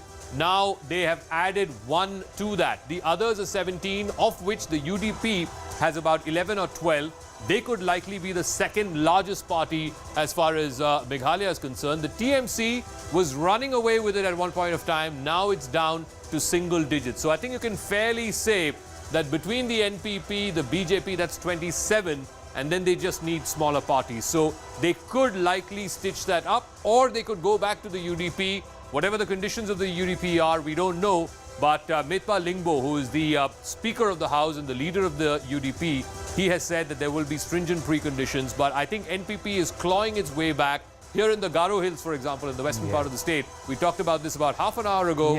It was a sea of green.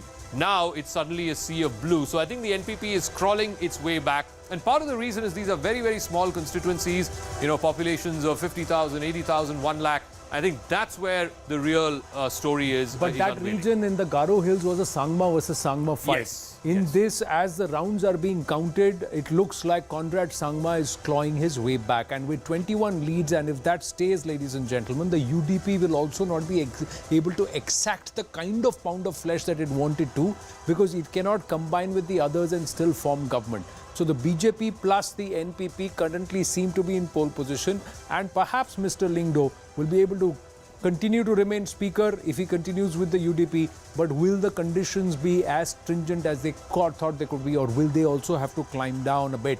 This is the dynamic that's happening. But what we are also seeing is Mukul Sangma walking out of the Congress, getting into the Trinamool early on, look like it's going to reap rich rewards for the Trinamool, but it doesn't seem to be. The Congress and the Trinamool put together now are leading only in 15 seats. That's come down quite drastically, because some time back they were somewhere around 27 seats. Now we got news coming through. Trinamool Congress MP Abhishek Banerjee will be leaving for Shillong at 2 p.m.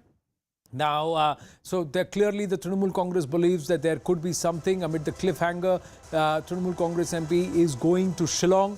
We'll try and go across to Preeti Priyadarshini in Tura, because she said that sometime by around 10:30 we're expecting Conrad Sangma in that counting centre where 11 constituencies ballots are being counted. We'll try and connect with Preeti in just a bit. But quickly, let's go across to Kamalika in Tripura. Is the BJP sweating now? What's happening? The numbers that we are putting out here, are they reflecting locally, or is the BJP score sheet still saying 40 seats? The BJP, obviously, Anand, while we were doing the coverage, we were actually on ground. I saw that it's not a cakewalk, and that's what Zaka was also pointing it out, that the Motha factor was there, and it's now, if these numbers are there, the Motha factor is there. So BJP very strategically, as from the morning, they are saying that there will be a tsunami. They are saying that chakke pe chakka. But we now get the information that it's by 600 votes. The BJP state chief, Rajiv Bhattacharya himself, is trailing. So BJP is holding on to it. BJP is not going for a big celebration right now. Yesterday, one top leader of BJP told me in the evening, will not go anything, the celebration will not start after 11. Now we are getting that the celebration will not start before 12. So it's like a 2020 march. They are going up, they are going down, they are going up, they are going, and the heartbeat of BJP and all the political parties are going up and down. And because that's how nobody seems to be clearly.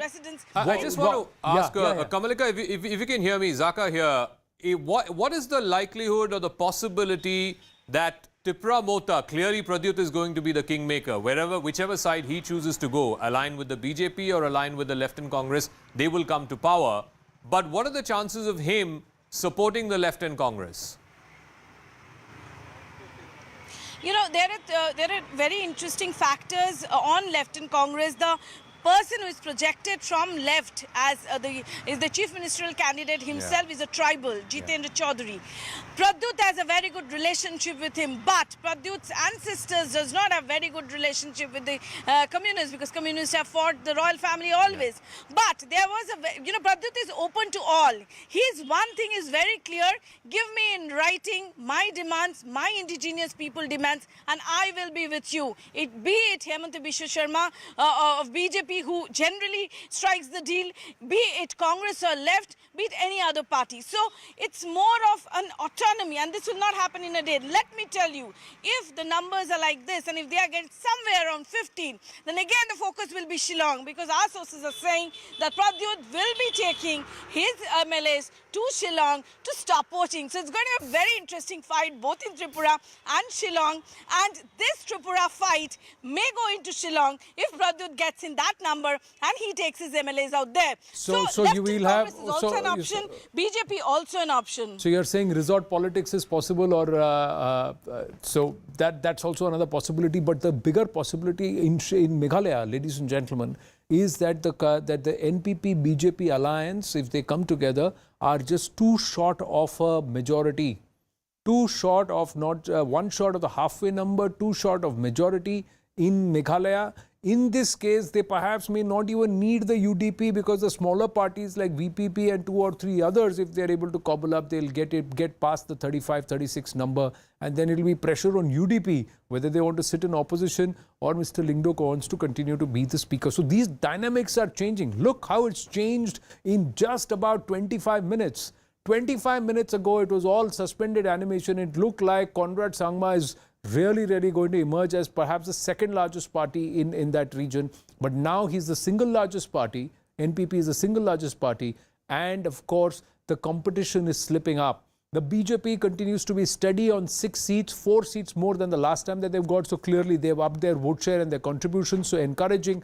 But Tripura remains a problem area for the BJP. So if Nagaland is settled, if Meghalaya, there can be some amount of relief that the current government will continue to go on. In this scenario, they'll be able to manage that. What happens in Tripura? We continue to keep the spotlight trained on these results. The numbers are changing, and over the next 25 minutes, a lot could change, ladies and gentlemen. Stay right here on your Election News Center. Keep watching the screen. We'll join you in just a bit.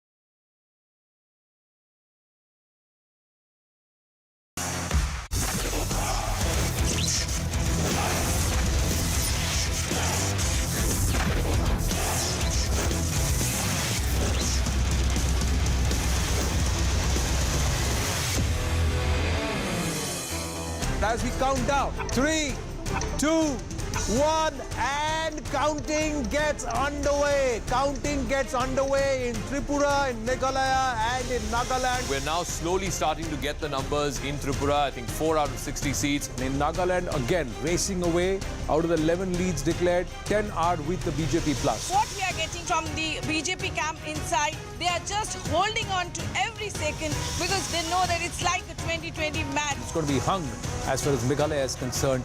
Tripura could be a close race, but the scenario could change drastically. Unlikely to change in Nagaland, where the BJP plus seems to be in pole position, running away with the election there. I think it's going to be a question of who is going to take that flight quicker to Shillong.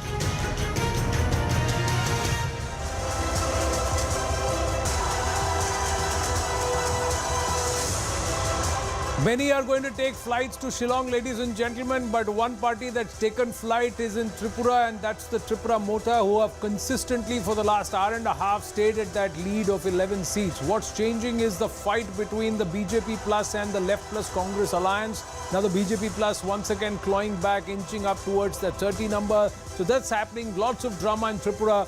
But Meghalaya somehow seems to be settled in favor of the incumbents. After all that doubt earlier that it will all be suspended, it just looks like the NPP, Conrad Sangma's party, is going from strength to strength. And as we speak, BJP plus NPP are past the halfway number. In Meghalaya, BJP plus NPP are now past the halfway number at 31 leads is what they have. 25 plus 6, 31 leads. So they perhaps do not even need the support of the UDP, which now will not have too much of a bargaining chip. The Congress slides down to further to 5. They were at 9 leads at one point in time. They're now to 5. The Trinamool Congress, which was leading in 20 seats just about an hour ago, is now leading only in 6. Oh, what a slip. The regional parties are becoming stronger in Meghalaya. 18 leads for them. 11 of that was with the UDP. There were 3 with the VPP and 2 or 3 others of the regional parties. Will those regional parties gravitate towards the incumbent or those who are now going to be in power? And what happens to the UDP then? These dynamics really changing. But here, it just seems steady that whatever happens between 1 and 2 here, it is this number 3 who will play kingmaker. Zaga, what a change, what a shift in fortunes in Meghalaya. I think, let's start with Meghalaya. I think, about an hour ago, like you said, Anand, it was the TMC that was leading. It was the single largest party. But now it is the NPP. It's in fact a gain of 3 seats from last time. Remember, the NPP last time around fought on its own. It had 20 seats and then post-poll aligned with the BJP. But now between the NPP and the BJP, they have 29 seats. A couple of more seats from smaller parties should be good enough for the NPP-BJP alliance, the combined, to come back to power. The others is the second biggest category. The UDP is a large chunk of them.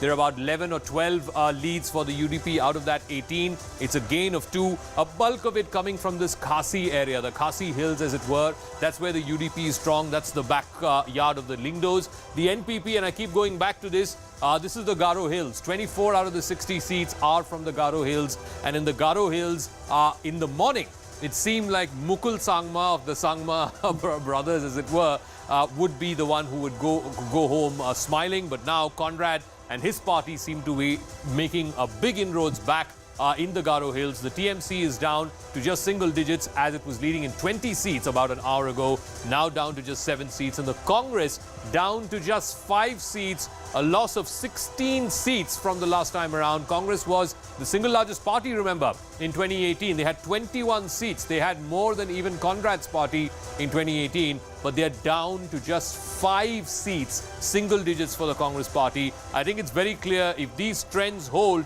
the NPP with the BJP and perhaps 1 or 2 smaller parties will be able to form the government. That's the story in Meghalaya. The story in Tripura is very interesting because this was the one state that most pollsters said the BJP will hold and hold very comfortably, far above the 31 halfway mark. But right now, the BJP is at 27. But the figure to watch out for is this. They're down 17. They're single largest party, yes, but has this been a mandate against the incumbent government? The left in Congress, left fighting 40 seats, the Congress fighting 20 seats, the CPM 14 seats, down 2 from last time. The Congress had no seats last time, so they've got 5 up from last time. but the Tripura Mota, which is Pradyut Dev Burman's party, a new party, a tribal party bursting onto the scene just months before this election campaign kicked off with the demand of greater Tripura land, as he puts it.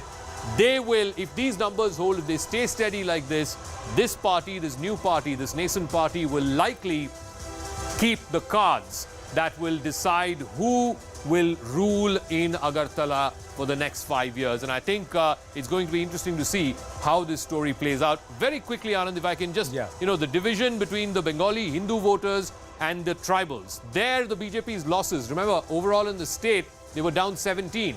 But in the Bengali Hindu voter constituency, as it were, they've only down 5. So it's only about a third or so of the larger losses that they have across the state. Whereas if you look at the tribal seats, and this to me is the story of this election, at least up until now, 2 hours into counting, 10 seats, all gains to the Tripura Mota. The BJP has lost 13 seats in the tribal-dominated seats. 13 out of their 17 losses are from tribal-dominated seats. And I think that is the story of the Tripura election. This is something that they will have to take into account.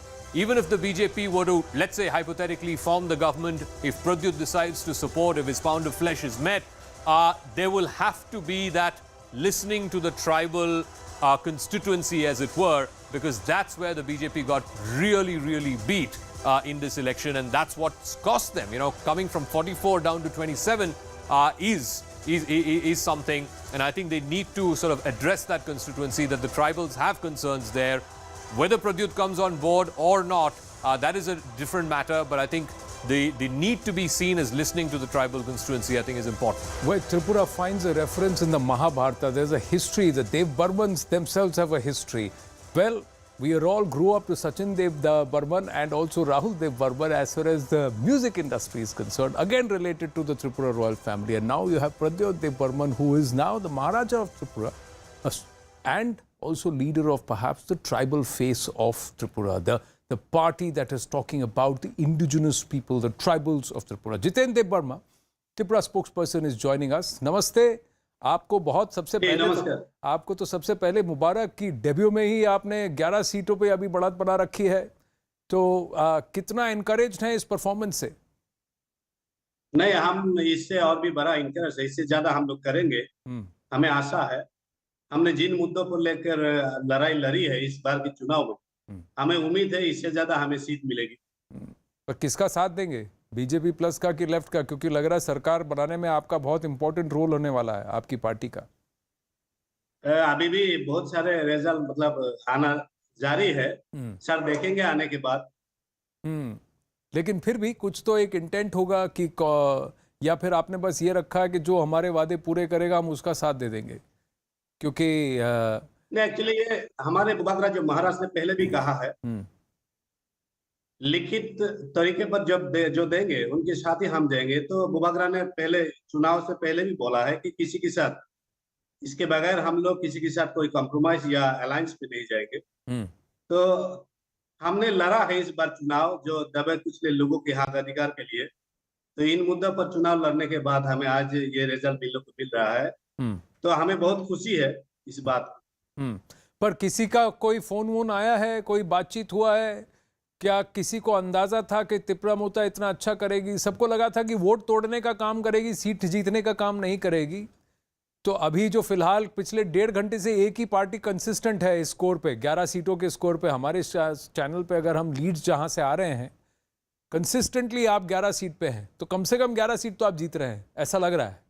ज्यादा भी जीत सकते हैं, लेकिन ऐसा तो लग रहा है, लेकिन हमें उम्मीद है इससे ज्यादा हम करेंगे। और कोई इंटेंट है आपका? रुझान पूछा कि किसी जी सर, आपने पूछा कि किसी ने फोन किया या कुछ ऐसा वैसा? नहीं, हम तो देखेंगे आगे क्या होता है। अभी ऐसा कहा जा रहा है, खबर ये भी आ रही है कि सारे एमएलए जो जीतते हैं, सारे जीतने वाले कैंडिडेट्स को महाराज शिलोंग लेके जा रहे हैं ताकि पोचिंग ना हो। सही है? नहीं, ऐसी बात नहीं है। हमारी जनता ने चुना है हमारे महाराष्ट्र के द्वारा जिनको एमएलए, वो तो जनता ने चुना है। अभी जनता ही देखेंगे, और जनता की तरफ से बुबागरा तो सब कुछ कर रहे हैं। तो हमें उम्मीद है बुबागरा जो भी करेंगे, हमारा महाराज जो भी करेंगे, हम सबके अच्छाई के लिए करेंगे। क्योंकि हमें खबर मिली कि महाराज शिलोंग जा रहे हैं, he is going to go to Shillong, और फिर सबको जो जीते सबको शिलोंग बुलाएंगे। त्रिपुरा से बाहर, ताकि पोचिंग ना हो, कोई गड़बड़ ना हो। पर फिलहाल अगर ऐसा लग रहा है, अभी नंबर फिर बदल रहे हैं जितेंद्र देव वर्मा जी, तो अगर बीजेपी कंफर्टेबल मेजॉरिटी बना लेती है जी, बीजेपी 31-32 सीट जीत लेती है तो सरकार उनकी बनेगी, तो त्रिपुरा मोता उनके साथ फिर भी रूलिंग अलायंस में जाना चाहेगी या विपक्ष में बैठेगी? नहीं, अभी बुबाग्रा ने क्लियरली चुनाव से पहले भी कहा है, अगर हम नहीं जीत पाते हैं तो हम लोग सरकार में तो नहीं जाएंगे, लेकिन विपक्ष में ही बैठेंगे। अगर विपक्ष का जो काम है, जो ड्यूटी है, वो निभाएंगे। और अगर आपको आमंत्रण मिलता है, निमंत्रण मिलता है बीजेपी से कि आप भी सरकार में जुड़िए, तो नहीं, हमने जो जिन मुद्दों को लेकर हमने चुनाव लड़ी है, उन मुद्दों को अगर किसी ने सपोर्ट नहीं करते हैं तो हम किसी के साथ तो नहीं जाएंगे। कहीं आपको लगता है कि कांग्रेस और अगर बीजेपी अकेले पार्टी अगर बहुमत हासिल भी कर लेते हैं तो ये जनता के बूथ के द्वारा हुआ है, उनको हम स्वीकार कर लेंगे कि जनता ने जिनको चुना है वो जनता के द्वारा चुनी हुई सरकार है। पर जनता ने तो आपके भी 11 लोगों को चुना है, तो उनको अगर सरकार में जाने का मौका मिल रहा है तो आपको लगता है कि सरकार में रहकर और बेहतर काम कर सकेगी पार्टी, या विपक्ष में रहकर? देखो, अभी हमारे पार्टी में बातचीत होने के बाद ही उसका निर्णय लिया जाएगा, क्योंकि बुबाग्रा उसका फाइनल मैन है, जो हमारा सुप्रीमो है, वो जब भी निर्णय लेंगे हम उनको स्वीकार करेंगे। महाराज पहले प्रदेश कांग्रेस कमेटी चीफ हुआ करते थे प्रद्योत जी, तो अगर कांग्रेस पार्टी ने उनको जाने दिया, ये उनकी गलती थी? आपको लगता है कि कांग्रेस पार्टी का नुकसान हुआ है त्रिपुरा में क्योंकि उन्होंने प्रद्योत जी को जाने दिया? हाँ, नुकसान तो कांग्रेस का हुआ है, लेकिन हमारी बुबाग्रा ने जो अपने यहाँ की दबे कुचले लोगों के लिए आवाज उठाया है, ये यहाँ की जो गरीब जनता है उनके लिए एक तरफ से भला हुआ है, अच्छा हुआ। आपके नजरिए से लेफ्ट और कांग्रेस का ये कॉम्बिनेशन ठीक है जाने के लिए, या बीजेपी का कॉम्बिनेशन ठीक है जाने के लिए? क्योंकि सेंटर में तो अभी पावर में बीजेपी है, तो ये फैक्टर कंसिडर करेंगे कि आप लोगों के लिए जो आपकी मांगे पूरी करने का जो पोजीशन है वो किसके पास ज्यादा पॉसिबिलिटी है, इसको कंसिडर करेंगे? ज्यादा पॉसिबिलिटी तो हमें देखता है, अभी सेंट्रल में जिन दलों का मतलब सरकार है वही कर सकते हैं, लेकिन हमने पहले भी ये बोल चुका है, हमारी बुबाग्रा ने ये कह चुका है, बिना लिखित आश्वासन दिए बगैर हम किसी के साथ नहीं जाएंगे। तो ये चुनाव के बाद जो रिजल्ट, मतलब इसका काउंटिंग है, रिजल्ट आने के बाद भी अगर बीजेपी इस बात को लेकर बात करते हैं तो उस समय देखा जाएगा। जितेंद्र जी, मेरा अंतिम प्रश्न आपसे है, वो क्या 3 चीजें हैं जो नॉन कॉम्प्रोमाइजेबल है? अगर आप अपनी 3 डिमांड्स रखेंगे कि जो आपको लिखित में चाहिए। जो यहाँ की दबे कुचले जो लोग हैं, उनके जो संवैधानिक अधिकार है, जो जीने का अधिकार है, वही है हमारा जो मेन मुद्दा, जो असल में मुद्दा जो है, जो उन्हीं को लिखित तौर पर अगर देते हैं तो देखेंगे हम लोग। आपने ग्रेटर त्रिपुरा लैंड की बात की थी, ग्रेटर त्रिपुरा की, इस पर आप अड़ेंगे? नहीं, अभी तो हमारा ये मतलब हमारी तरफ से वो नहीं है, देखेंगे कि जब जिन सरकार के द्वारा हमें क्या देना चाहते हैं वो कुछ क्लियरली बोले ना कि वो क्या देना चाहते हैं यहाँ की दबे कुचले लोगों के लिए, आदिवासियों के लिए, वो स्पष्ट करे कि वो क्या देना चाहते। ठीक है, आप मेरे साथ बने रहिए जितेंद्र जी, क्योंकि अपराजिता सारंगी लोकसभा की एमपी हैं, बीजेपी की, हमारे साथ हैं, आपकी बातें सुन रही हैं। Written assurance on the demands, what are you going to do for the tribal people? And इससे फायदा तो सेंटर में जो पावर्स हैं उनके साथ जाने में होगा, लेकिन हमें लिखित में चाहिए। करंट सिनारियो में तो आपको इनका सहारा चाहिए अपराजिता जी। I can say with all humility but tremendous confidence that the government of Prime Minister Modi has done a lot for the tribals. And I think tribals, who constitute about 32% of the population in Tripura, believe in the policy and intention of Prime Minister Modi. In fact, the entire Northeast can always vouch for this. We have stood by the tribals. I can give you certain figures. Kindly give me 30 seconds. Today is not the day to give figures, but please allow me. 150 Eklavya schools have come up in these areas, and we are trying to recruit about 38,800 teachers in these schools. We are aware of the Parvat Mala Yojana, and we have done a lot for the sports development. See, there was a time when Congress used to look at the Northeast as ATMs, right? We have never looked at it as ATMs. We have always given a lot of importance to these states and the people therein, especially the tribals. We have gone for several agreements. Please don't forget that Bruriang agreement, Karbi Anglong, Bodo, NLFT agreement to resolve the issues pertaining to the tribals. You are looking at all of Northeast. We are currently looking at only at Tripura, because the Tripura Mutra is talking about Tripura. The dynamics of every state in the Northeast is different. Her state का dynamic अलग है. त्रिपुरा का demand बहुत clear है. अगर त्रिपुरा की सारी demand meet गई होती तो फिर त्रिपुरा के पास अभी आज 11 सीटें नहीं होती. Current scenario Aparajita ji 28 for the BJP plus. Left and Congress is 19. So even if Left and Congress and Tripura come together, they will not be able to form government. So you are the most viable option even for Tripura people. But the Tripura are saying you have to give a written assurance. Will the BJP give a written assurance? Their demand is, what are you going to do for the Adivasis and tribals, the indigenous people of Tripura? See, it would be premature on my part to say anything in this regard. I tell you, permutations and combinations would take place pursuant to the declaration of results. Let's see how it goes. But we are very confident that we would be doing extremely well in Tripura. Just wait and watch. About 45 minutes to 1 hour to go. And the counting is on. And you can see the changing figures on the scoreboard. So I don't think we should be jumping the bandwagon at this juncture. No, I'm not jumping the bandwagon. I'm saying if the current scenario stays, will the BJP be open to inviting the Tripura, and will you be open to considering their demand? That's the question. I can only say that the doors are open for everybody who speak for the development of the people. So I think we all understand the policy and the intention of Prime Minister Modi. We are with everybody. Let's see how it goes. जी अपराजिता दी, please stay. Jitendra ji क्या कहेंगे अपराजिता जी की बात पर? Mita Chakraborty is also with us. Mita ji, coming to you after getting a reaction from Jitendra Burman. जी Jitendra. Actually, madam जी ने कहा है कि यहाँ की जो 32% इंडिजिनस पीपल है, एक्चुअली 32% नहीं रह गया है, 31.8% ही है, 32 नहीं लेते हम लोग इसको. तो कई सारी योजना के बारे में उन्होंने कहा, लेकिन हमारा तो यही एक मुद्दा है कि यहाँ की जो आदिवासी समाज है, आदिवासी जो लोग हैं, वो उनके साथ साथ कई सारे ऐसे नॉन आदिवासी भी है जो पिछड़ा हुआ है, जो दबे कुचले लोगों में ही गिना जाता है. उनकी डेवलप के लिए, उनकी विकास के लिए हमारे बुबागरा ने बहुत कुछ आपसे मतलब सेंट्रल जो लीडर्स है बीजेपी के, उनके साथ बात भी किए होंगे, मेरे ख्याल से किए भी हैं. अगर उस समय अगर सहमत हो जाते हैं तो बुबागरा मतलब इस चुनाव में बीजेपी से जरूर अलायंस हो जाता. लेकिन मेरे ये सोच है, मुझे यही लग रहा है कि उस समय बुबागरा से जितनी बार भी बातचीत हुआ होगा, शायद उसमें उन चीजों को नहीं माना गया होगा जिन चीजों को बुबागरा मतलब हमारे महाराज. पर आप ये भी मानते हैं ना जितेंद्र जी की चुनाव से पहले परिस्थिति अलग होती है, चुनाव के बाद परिस्थिति अलग होती है. नहीं, मैं परिस्थिति के बारे में ही बताने के लिए आगे बढ़ रहा हूँ आपसे सर. जी, ये जो परिस्थिति अभी आए हैं, जिन मुद्दों को लेकर हमने लड़ा है, उन मुद्दों को लोगों ने स्वीकार किया. स्वीकार करने के बाद ही ये जो नतीजे आ रहे हैं, यही तो आप आज की जो परिस्थिति है. तो इन परिस्थितियों में भी हमारे बुबागरा के साथ अगर बीजेपी बात करना चाहते हैं किसी मुद्दे को लेकर ये बात कर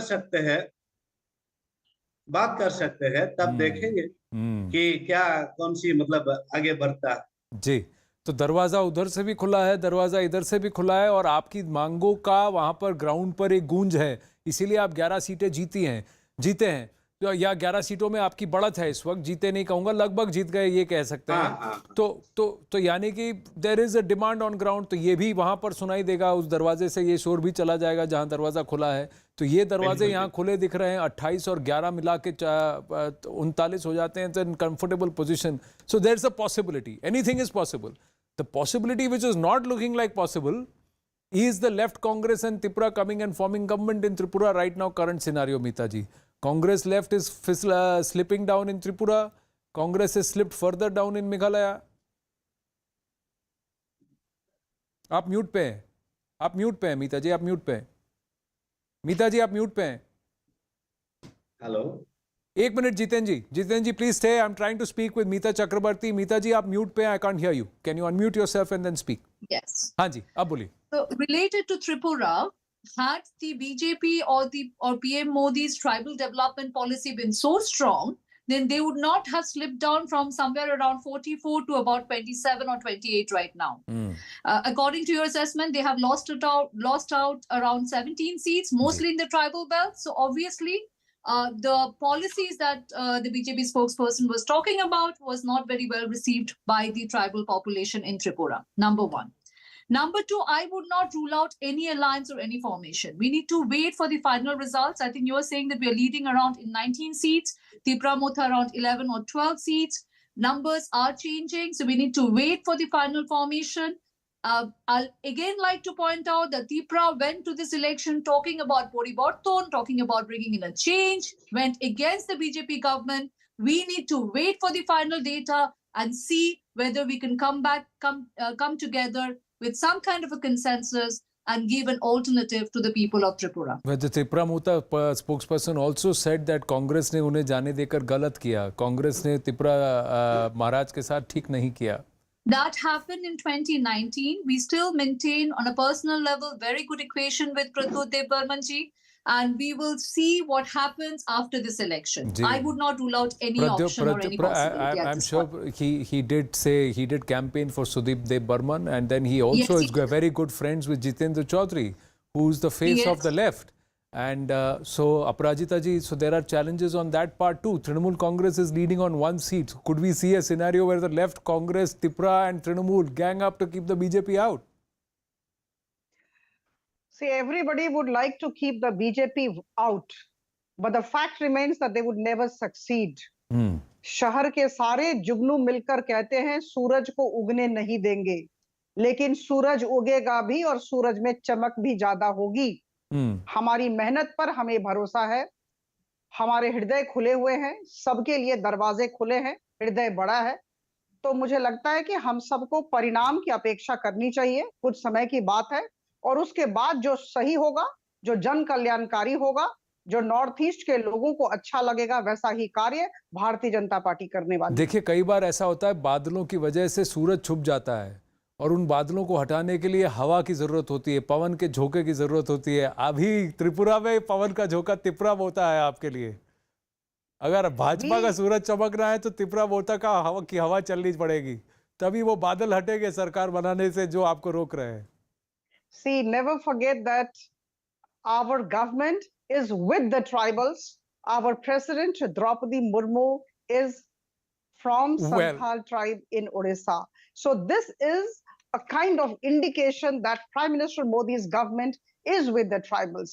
Whatever there may be the demands, and Antyodaya is definitely our backbone. Jitendra Verma जी, मैं इतना ही कह सकता हूं कि अपराजिता सारंगी इससे खुला आपको हिंट नहीं दे सकती, क्योंकि लोकसभा एमपी और नेशनल स्पोक्सपर्सन है तो उनकी एक मर्यादा है. इससे खुला आपको वो हिंट नहीं दे सकती कि वो अगर आपके साथ अगर अवसर हुआ तो काम करने को बीजेपी तैयार है. फिलहाल 29 पर बीजेपी पहुंच चुकी है. बीजेपी प्लस इज एट 29, तो यानी just 2 short of majority, 1 short of getting up to the halfway number. Tripura Motha continues to be at 11. Others are 1. Trinamool Congress is 1. Left is at 18. Meghalaya, very clearly, government firmly in control of the NPP, BJP because of the numbers the way they are. UDP has slipped. In Nagaland, very clearly, it's the NEDA that is coming through. BJP plus in pole position, sweeping that election quite literally with 41 plus in terms of 41 leads and still staying very, very strong. So all over now, even as we are about to take a break, the BJP right at the halfway number in Tripura. 30 seats, leading in 30 seats. For the first time today, they've breached this 30 number and leading in 30 seats. The BJP plus at this point, at 10:50, we said the picture will consolidate around 11. It's consolidating in favor of the BJP, the ruling disposition. Tripura continues to hold on. Left Congress is slipping and the BJP is consolidating and only inching closer to that number, which will give it the power to form government. 31 is the number. Halfway is the BJP.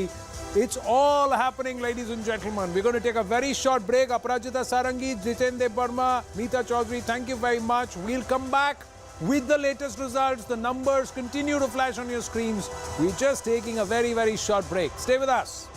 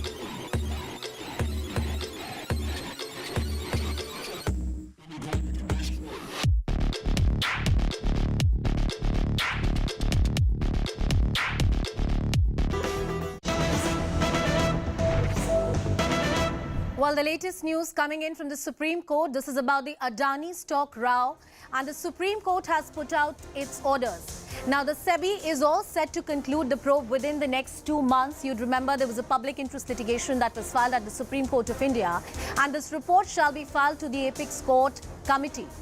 This report shall be in a sealed envelope within the next 2 months. You had the Solicitor General who himself appeared in the matter and assured the court that all sort of possible investigation shall be done in this matter.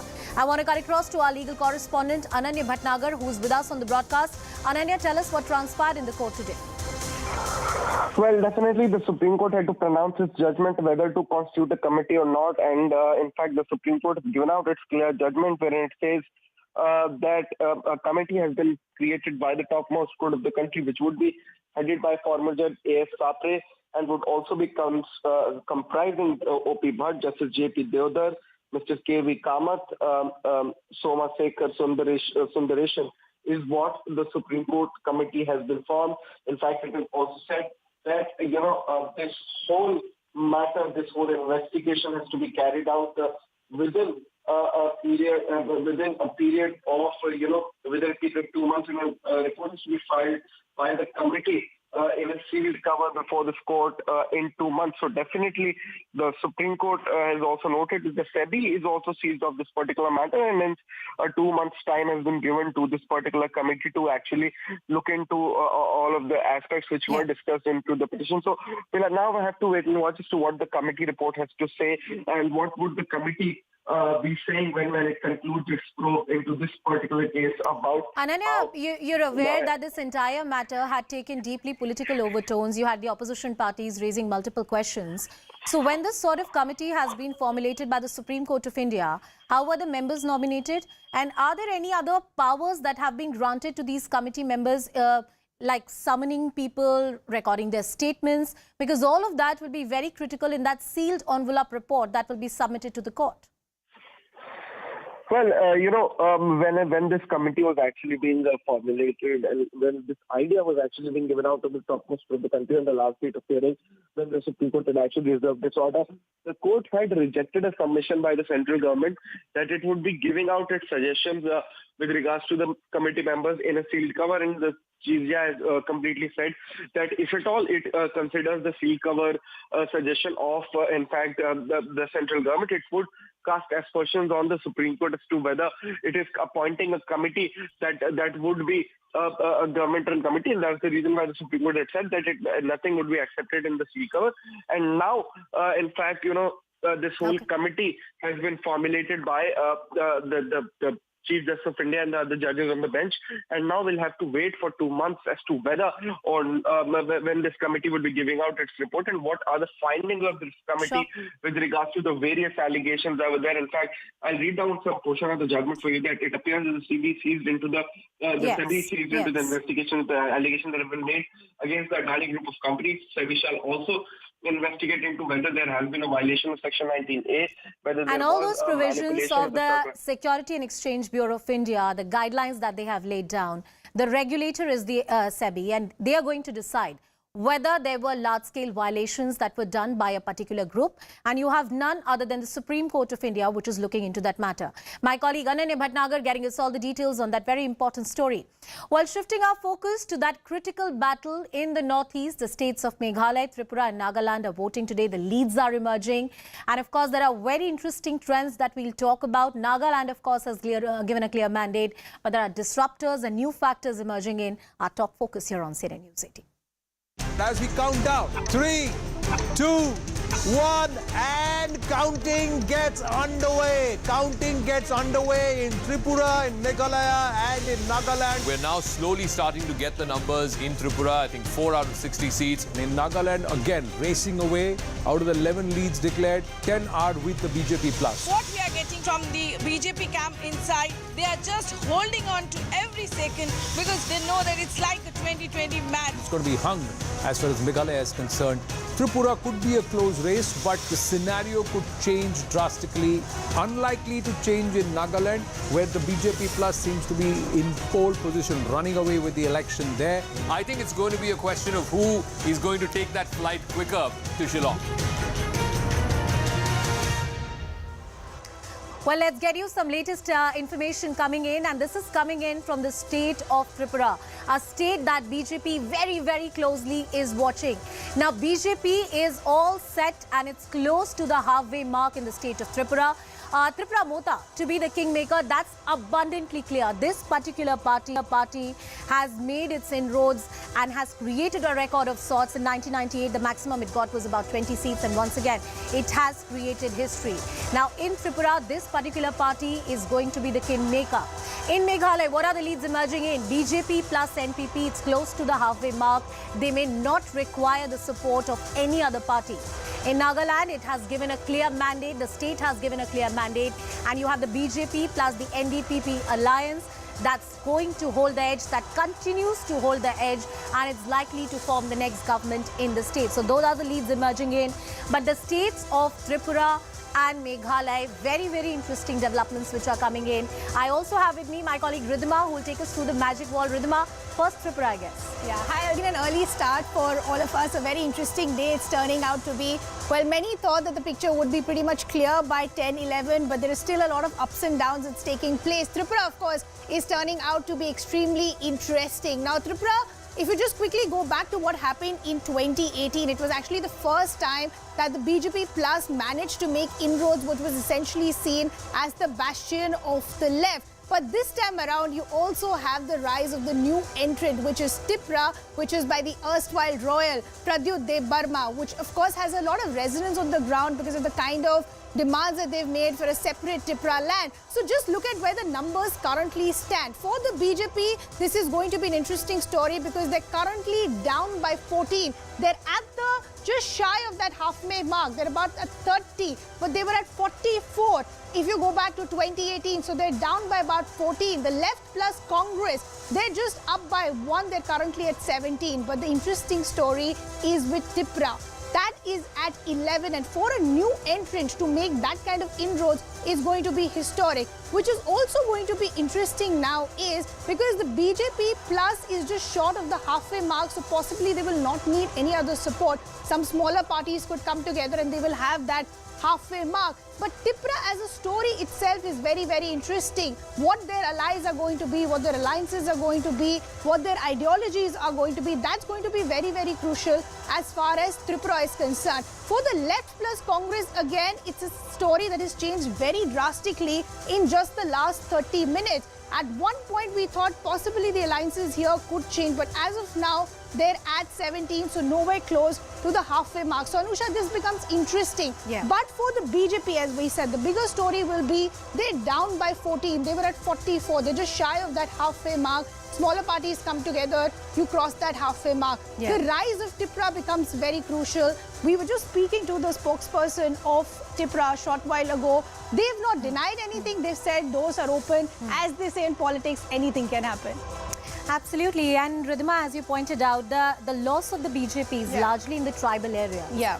And that gain has been made by Tripura. Made by Tripura, That's clear on the numbers. I also have with me Ankur Jhunjhunwala, the spokesperson of the BJP, joining us on the show. Good morning, Ankur. Thank you for joining us on this special day. The numbers are coming in. And in Tripura, while the BJP may manage to cross the halfway mark, fingers crossed, the numbers are still emerging. But a particular party which has demanded a separate land, Tripura land, has made inroads. There are serious damages, there are serious losses that the BJP has suffered, especially when it comes to the tribal belt. How do you look at that picture? Well, the dynamics in Tripura are definitely there is a slight shift, but we are quite confident that in Tripura also, as the day progresses, we will see that the BJP is comfortably forming a government on its own. I don't see any other results at the end of the day. We are almost at the halfway mark already, and I think we will get over it very soon. As the rounds of counting progresses from the third to the fourth round, you will see the results changing. You would see the results changing. That's what you're... What are your thoughts about a party like Tripura Mota? I mean, keeping in mind that no other regional party could make the kind of gains that they have made, the kind of sentiment that they've been able to evoke on the ground, especially in the tribal region, and I'm talking particularly about Tripura right now. How do you see? Can they be possibly, a partner, an alliance partner? Is that the thinking within the BJP? See, right now, like I said, we are not thinking about alliance partners because as far as Tripura is concerned, we are quite confident that we will cross the halfway mark. So there is no discussion as to whether we'll have to go into an alliance. I don't think that will happen. Having said that, I think the BJP is the only party. If you look at the entire gamut, you will realize that BJP is the only party which is actually focused on development. Yeah. Their entire agenda, their entire campaign, the entire policy has been pro-development, pro-people. All the other parties have, in one way or the other, tried to communalize the elections, which I think people see right through it. So I think once the day progresses, we will see that the BJP is comfortably forming the government in all the 3 states that have gone to elections in the Northeast. So the BJP is confident that they won't be needing any alliance partners, even though when we spoke to the Tripura spokesperson a short while ago, they said the doors are open, but their ideology and what their demands are need to be the key priority. Our other guests are also now joining us on the broadcast. We also have Nalin Mehta. He is the group consulting editor at Network 18, author of the new BJP. He'll also be joining us shortly. We have Advaita Kala, author, Rashid Kidwai, author and journalist, also continues to be with us. Advaita, let me come to you first. How are you seeing the story of Tripura? About half an hour ago, it looked like the left plus Congress could possibly give a tough fight. But as of now, where the numbers hold and if these numbers do convert, it looks like the BJP is just shy of that halfway mark, possibly will not need any other alliance partners. But the rise of Tripura, that seriously has to be a big story to focus on. Will Tripura still be the kingmaker? Do you think these numbers could still fluctuate going forward? Advaita, you're in mute. Could you unmute yourself? Hi, Anusha. I've been here since 7 a.m. and numbers have fluctuated. So at this point of time, I don't want to place any bets on whether they're going to fluctuate anymore or not. But I do believe that the BJP will comfortably form the government in Tripura. I don't think that they're going to have an issue. And as for Tripura, you're absolutely right. It's a great debut. It's a grand debut. And it's definitely to Congress's disadvantage because a little while ago, he was the Pradesh Committee president of Tripura, the erstwhile Maharaja, and went on to launch his own party because he didn't get any face time with the leadership of the Congress, so left very disgruntled with the party itself.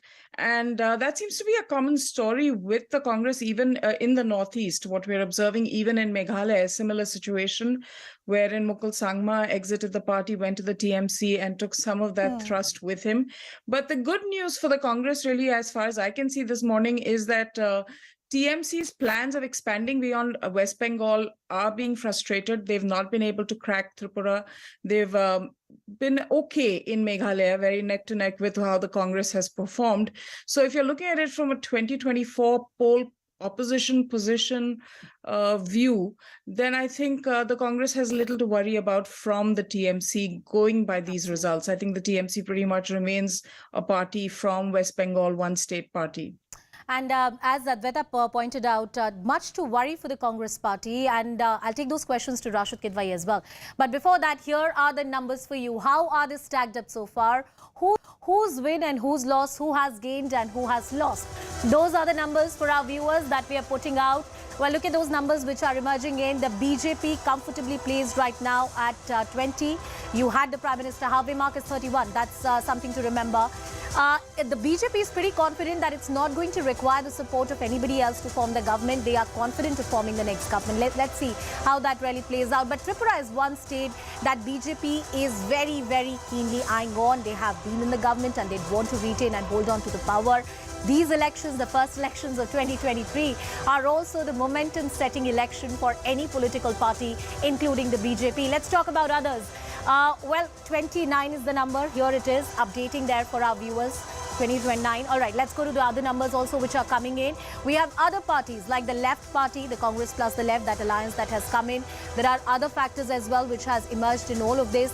You also have the new party, the Tripura Mota party, which of course is going to play a very, very important and a critical role. So those are the numbers. Until the last ballot is counted, this is going to be a neck-to-neck fight, and that's the reason that most of the parties, including the BJP, are going to hold on to their horses before making any announcement of we are the ones who are victorious. I want to cut across to Rashid Kidwai. Rashid, taking that point that Advaita was making, much to worry for the Congress party, especially with the kind of inroads that TMC is making, because clearly they're on a loss. The numbers tell you the story. Yeah, but I think in the more realistic terms, you see, Congress does not fancy itself as a dominant party, what it was during 1970s, 80s, 90s also. And today the BJP at the national level has emerged as a dominant party. What Congress is looking at is as a coalition partner. So anybody who breaks away, as long as that person doesn't go to the BJP and has an identity of its own, then the Congress is very happy to do business with that party.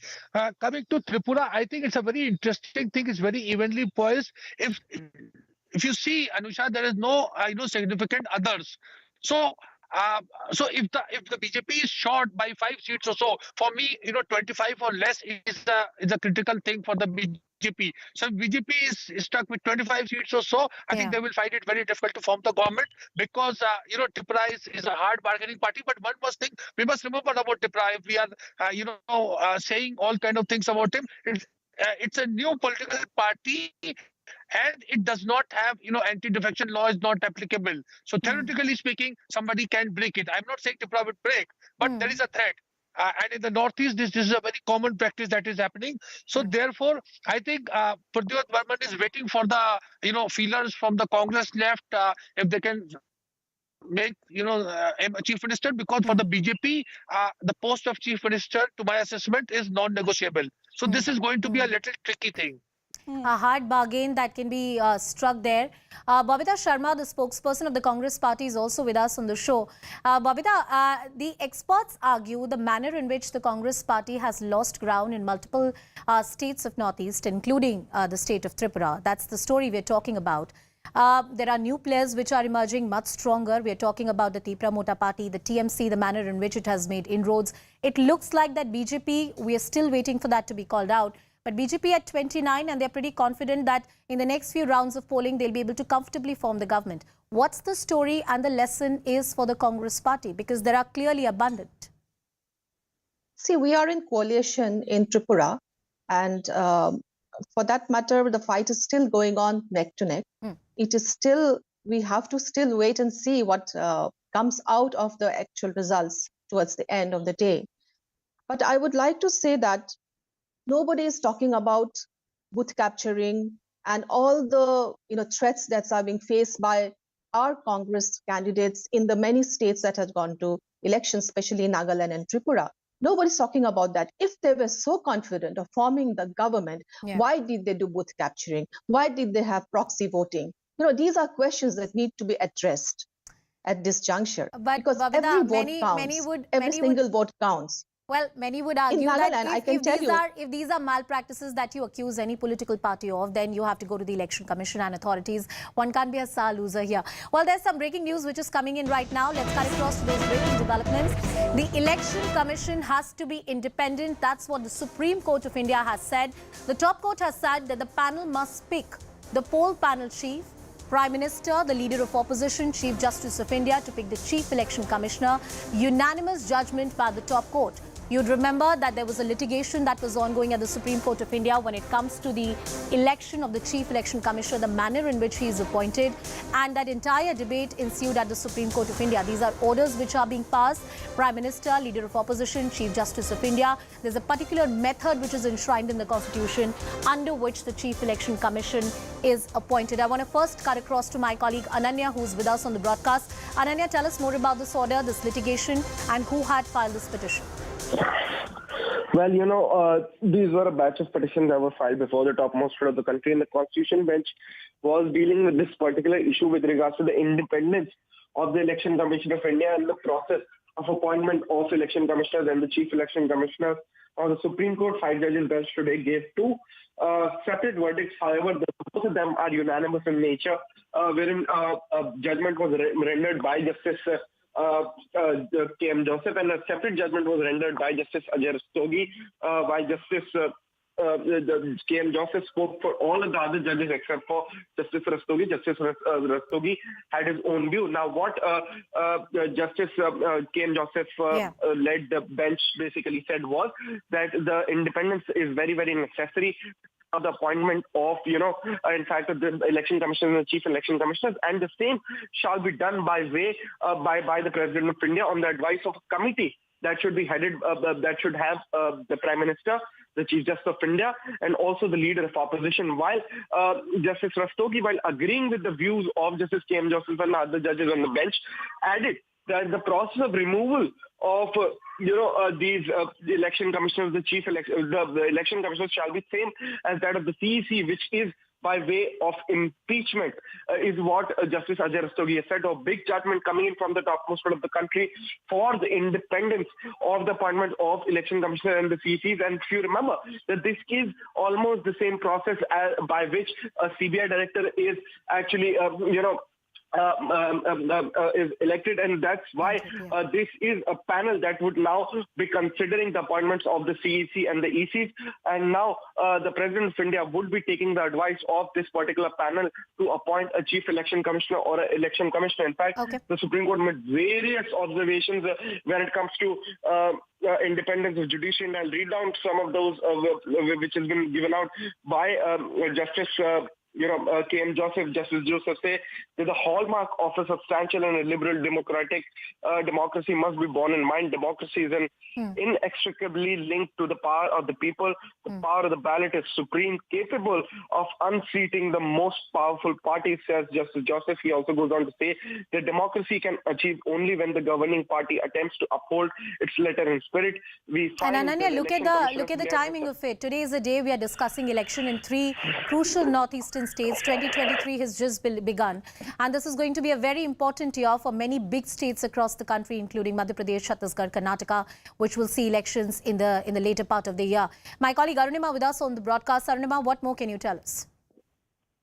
So Ananya just told us about the verdict from the Supreme Court. We are waiting for any reaction from the government side, because this will be called a big setback for the government. What was being alleged is that appointment. This is the allegation that was coming in from the opposition, that constitutional bodies, including the likes of the Election Commission, were getting compromised. This was a constant allegation that was being made by opposition. So they will hail it as a victory, and they will definitely paint this as a setback for the government. But is there any other legal recourse available that the government is considering?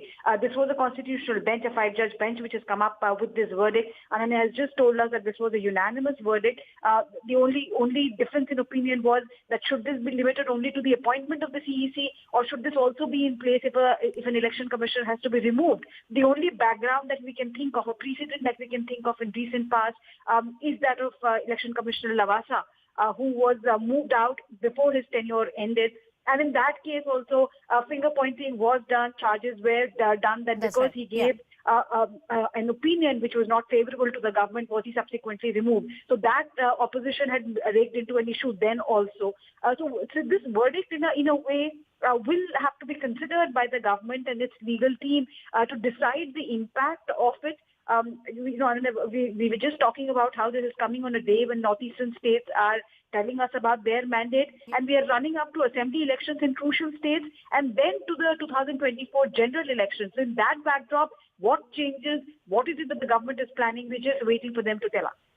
Okay, Arunima, we'll just request you to stay on with us. We'll request Ananya also to stay on with us. We have Majid Memon of the TMC now joining us. So good to have you on the broadcast with us. How do you see the decision that's coming from the top court, essentially pushing for more transparency?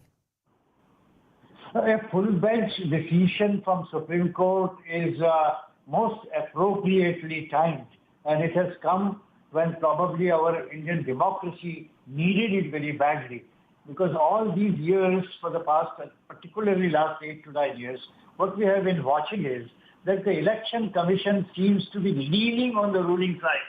They are always ready to oblige and please the ruling party, which unfortunately is not the Election Commission is carved out for. We have, as opposition, been pointing out to the Election Commission time and again.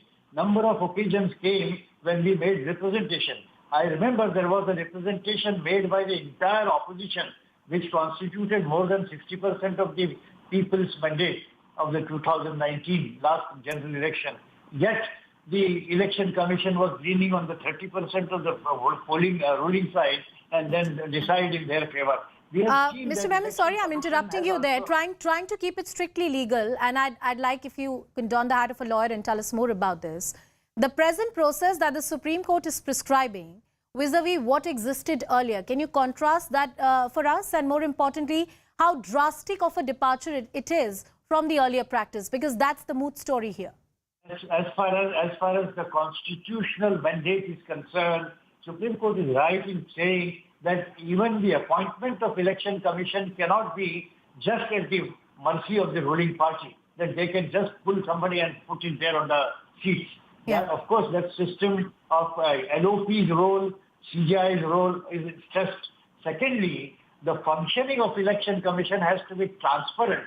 It must enjoy the confidence of the people of this country, not the just ruling party, which unfortunately was what has been experienced. Mr. Majid Memon, getting us all that perspective, this is a big order coming in from the Supreme Court of India. It will have direct bearing in the manner in which the Chief Election Commissioner is appointed. The political voices that we have seen in the election season come on the Election Commission, and of course much more to follow in the days to come. We'll continue tracking that story and all that's happening in the northeastern states as well, slipping into a very short.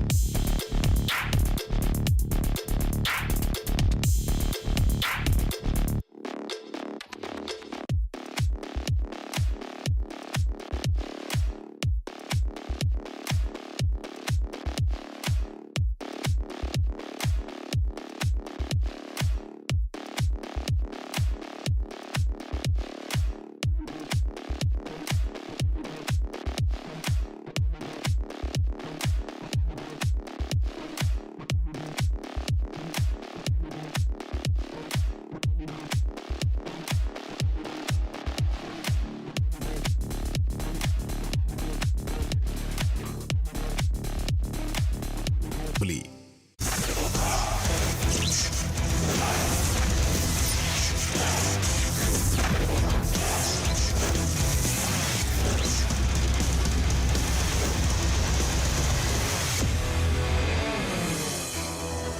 Well, welcome back. Thanks a lot for staying with us here at CNN News 18, your election headquarters. We continue to track the big picture coming in from the Northeast elections, Tripura, Nagaland, as well as Meghalaya. While it almost looks like that the leads will consolidate for Nagaland and it looks like a done deal there are two very interesting stories that are coming out of Tripura. The rise of Tripura, the new party, and Meghalaya, what's going to happen there. At about 1 hour ago, it looked like in Meghalaya that the UDP could be the kingmaker, but those numbers have also now changed. My colleague Anusha also continues to be with us in the studio. Our guests also continue to be with us. Quickly, let's talk about what's happening in Tripura and why it's turning out to be such an interesting story. If you look at where the numbers hold, the BJP is still shy of that halfway mark. And look how much they've lost from 2018, down about 15. The Left plus Congress alliance has gained about 2, but very away from that halfway mark. The Tripura, the new entrant of Pradyut Debbarma, stands at about 11. So it's going to be very interesting where these alliances are going to be formed. Just quickly as to what's really happening as far as the tribal seats is concerned, because that becomes very, very crucial as far as Tripura is concerned. And we'll just quickly take a look at what's happening with the tribal seats, because that's where the rise of Tripura is actually seen to be the maximum. So out of the 20 out of the 60 seats, look at Tripura, that's got about 10. The BJP has lost about 13, and that's going to be a crucial factor to watch out for. They're just currently at 5. Tripura, as I said, has seen 10. They're the new entrant. Left plus Congress at about 4. They've seen a plus of 2. Others at 1. TMC is still at 0. For the BJP, this is going to be a concerning picture as far as the tribal seats is concerned. Because when we started to talk about Tripura, the biggest question was, with this entrant of Tripura, whose vote share are they going to eat into? Are they going to eat into BJP plus? Or are they going to eat into Left plus? As of now, if you look at the tribal seats, it looks like Tripura, the new entrant, has eaten into BJP plus because they're down about 13. And that's the question that I want to take to the spokesperson of the BJP also. Ankur Jhunjhunwala continues to be with us. Babita Sharma, spokesperson of the Congress, continues to be with us. And Rashid Kidwai also continues to be with us. Ankurji, that's where I want to focus on. What's happened as far as the tribal seats is concerned. If you look at the numbers, Tripura has made gains of 10. You're down about 13. If these leads actually consolidate, just getting about 5 of the 20. See, last elections also in the tribal areas, we had we were in partnership with we were in partnership, and that is how the seats, the numbers had added up. Today, this time also, when you will look at the BJP seats alone, I think there is very little difference. Having said that, I am quite confident, we are quite confident that as the day progresses, we will, I'm repeating this probably, that we will cross the halfway mark. The counting numbers are showing 29 right now, but there are other estimates which are showing it to be more than 30. Only 3 rounds of counting has happened, 4th round in some seats.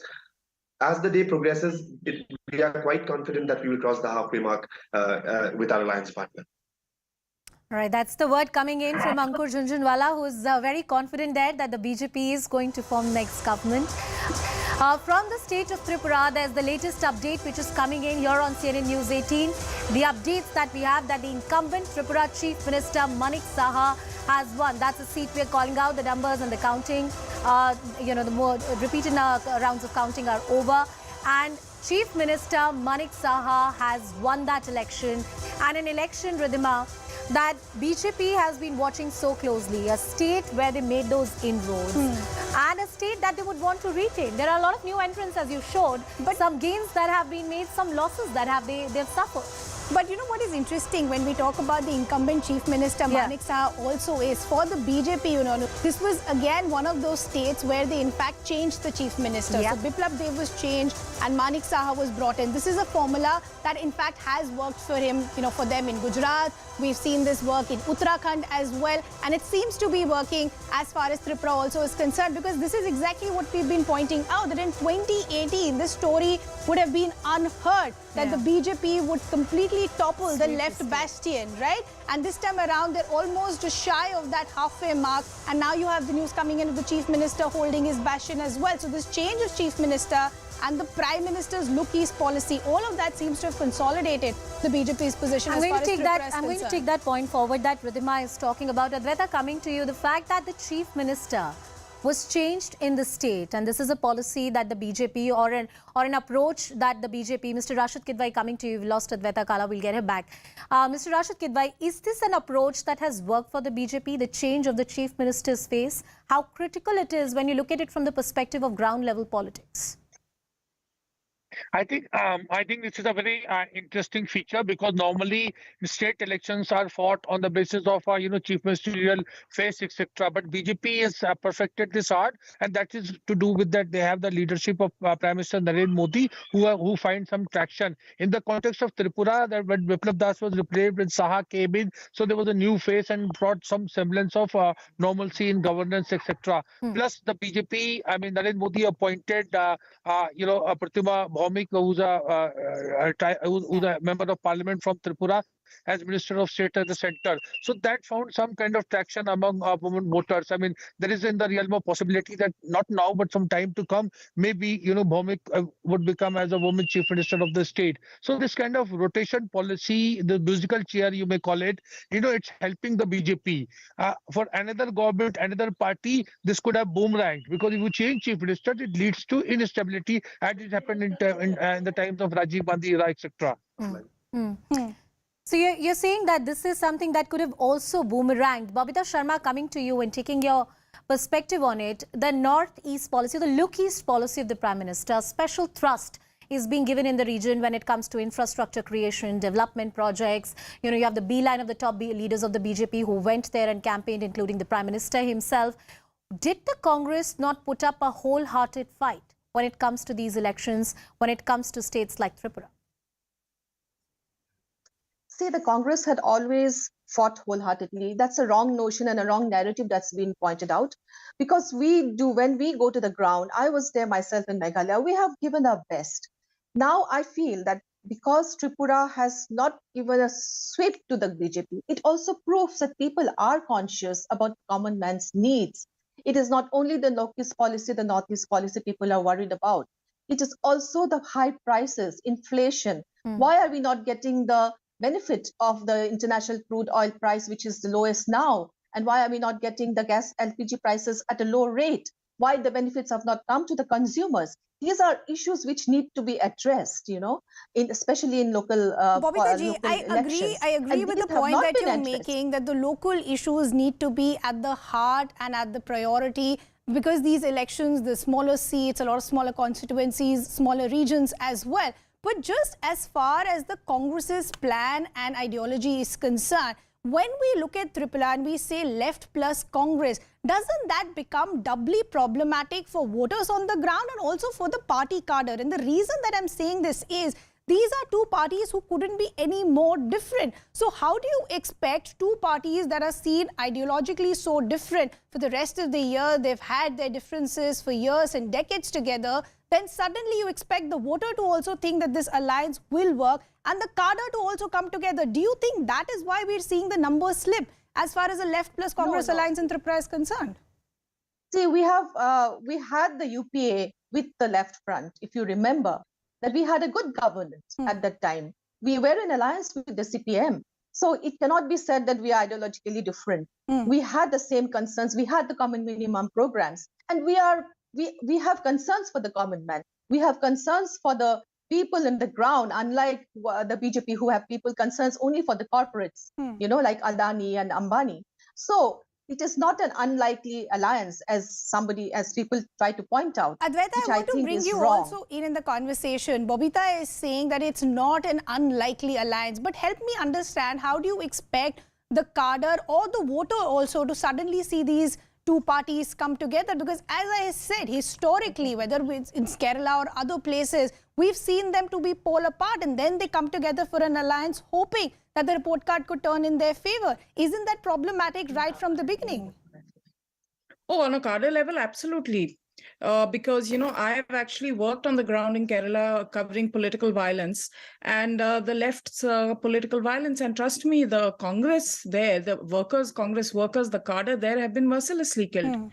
So there is genuine angst when it comes to communist violence, and the same would be can be said for West Bengal when they were in power, as well as Tripura. This is the blueprint that the left follows, and the people who are impacted by this violence are the cadre, are the grassroots workers, not the leaders sitting in Delhi and having chai in parliament, or the great equation that Rahul Gandhi has with Sitaram Yechuri that we keep hearing about. I mean, this is all a very Luttian's sort of approach to the issue. On the ground, there is abject violence. So I don't think it's that easy to conquer this kind of thing when you've lost people that you love, who are part of your family, who have been your friends, to brutal political violence, which the left is known for. So I think there's definitely going to be a problem with that. It can't be this opportunistic. It may work in some quarters, like pushing Rahul Gandhi's ticket, and that too, he was helped by the Muslim League and in Kerala to win his Wayanad seat because of the demographics of that seat.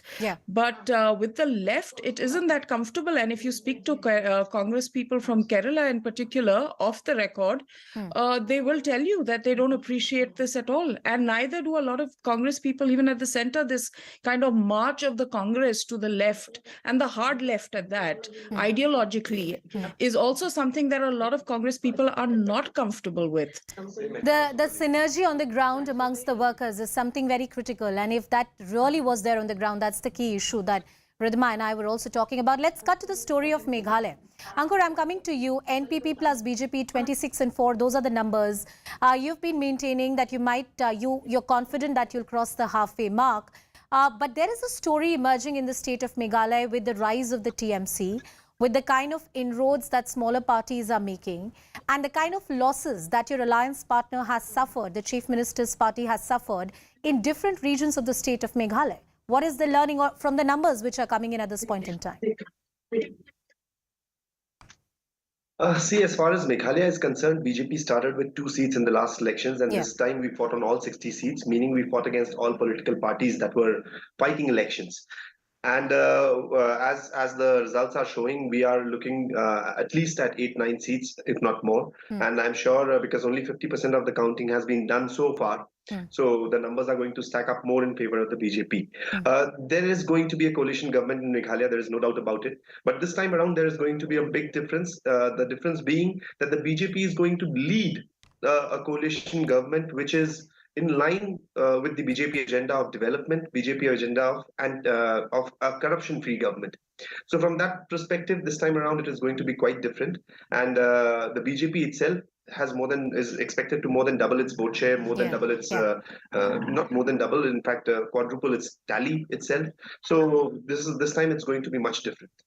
It's going to be much different, and you're right in pointing out that compared to the numbers that the BJP had earlier in the last 2 elections, significant inroads have been made. But yes, the benchmark, as the Prime Minister has highlighted the vision of the Northeast, so the benchmark for the BJP could be much, much expectedly higher. Ridhima will tell us more about the state of Meghalaya, what has emerged, who are the key winners, losers, what are the pockets, different, the Garo, Khasi and Jaintia hills, the Garo region specifically.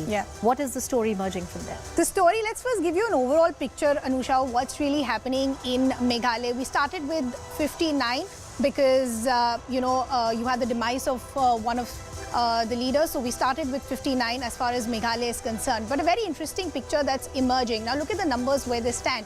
NPP plus BJP, that could comfortably cross the halfway mark. They're about at 30. So if they get one more, they're comfortable as far as the majority mark is concerned. About an hour ago, this picture looked very, very different. And that was because of the leads that we're seeing as far as others is concerned. You have, as far as the breakup of the others, you have the UDP as part of the others, which has about 11 to 12 leads.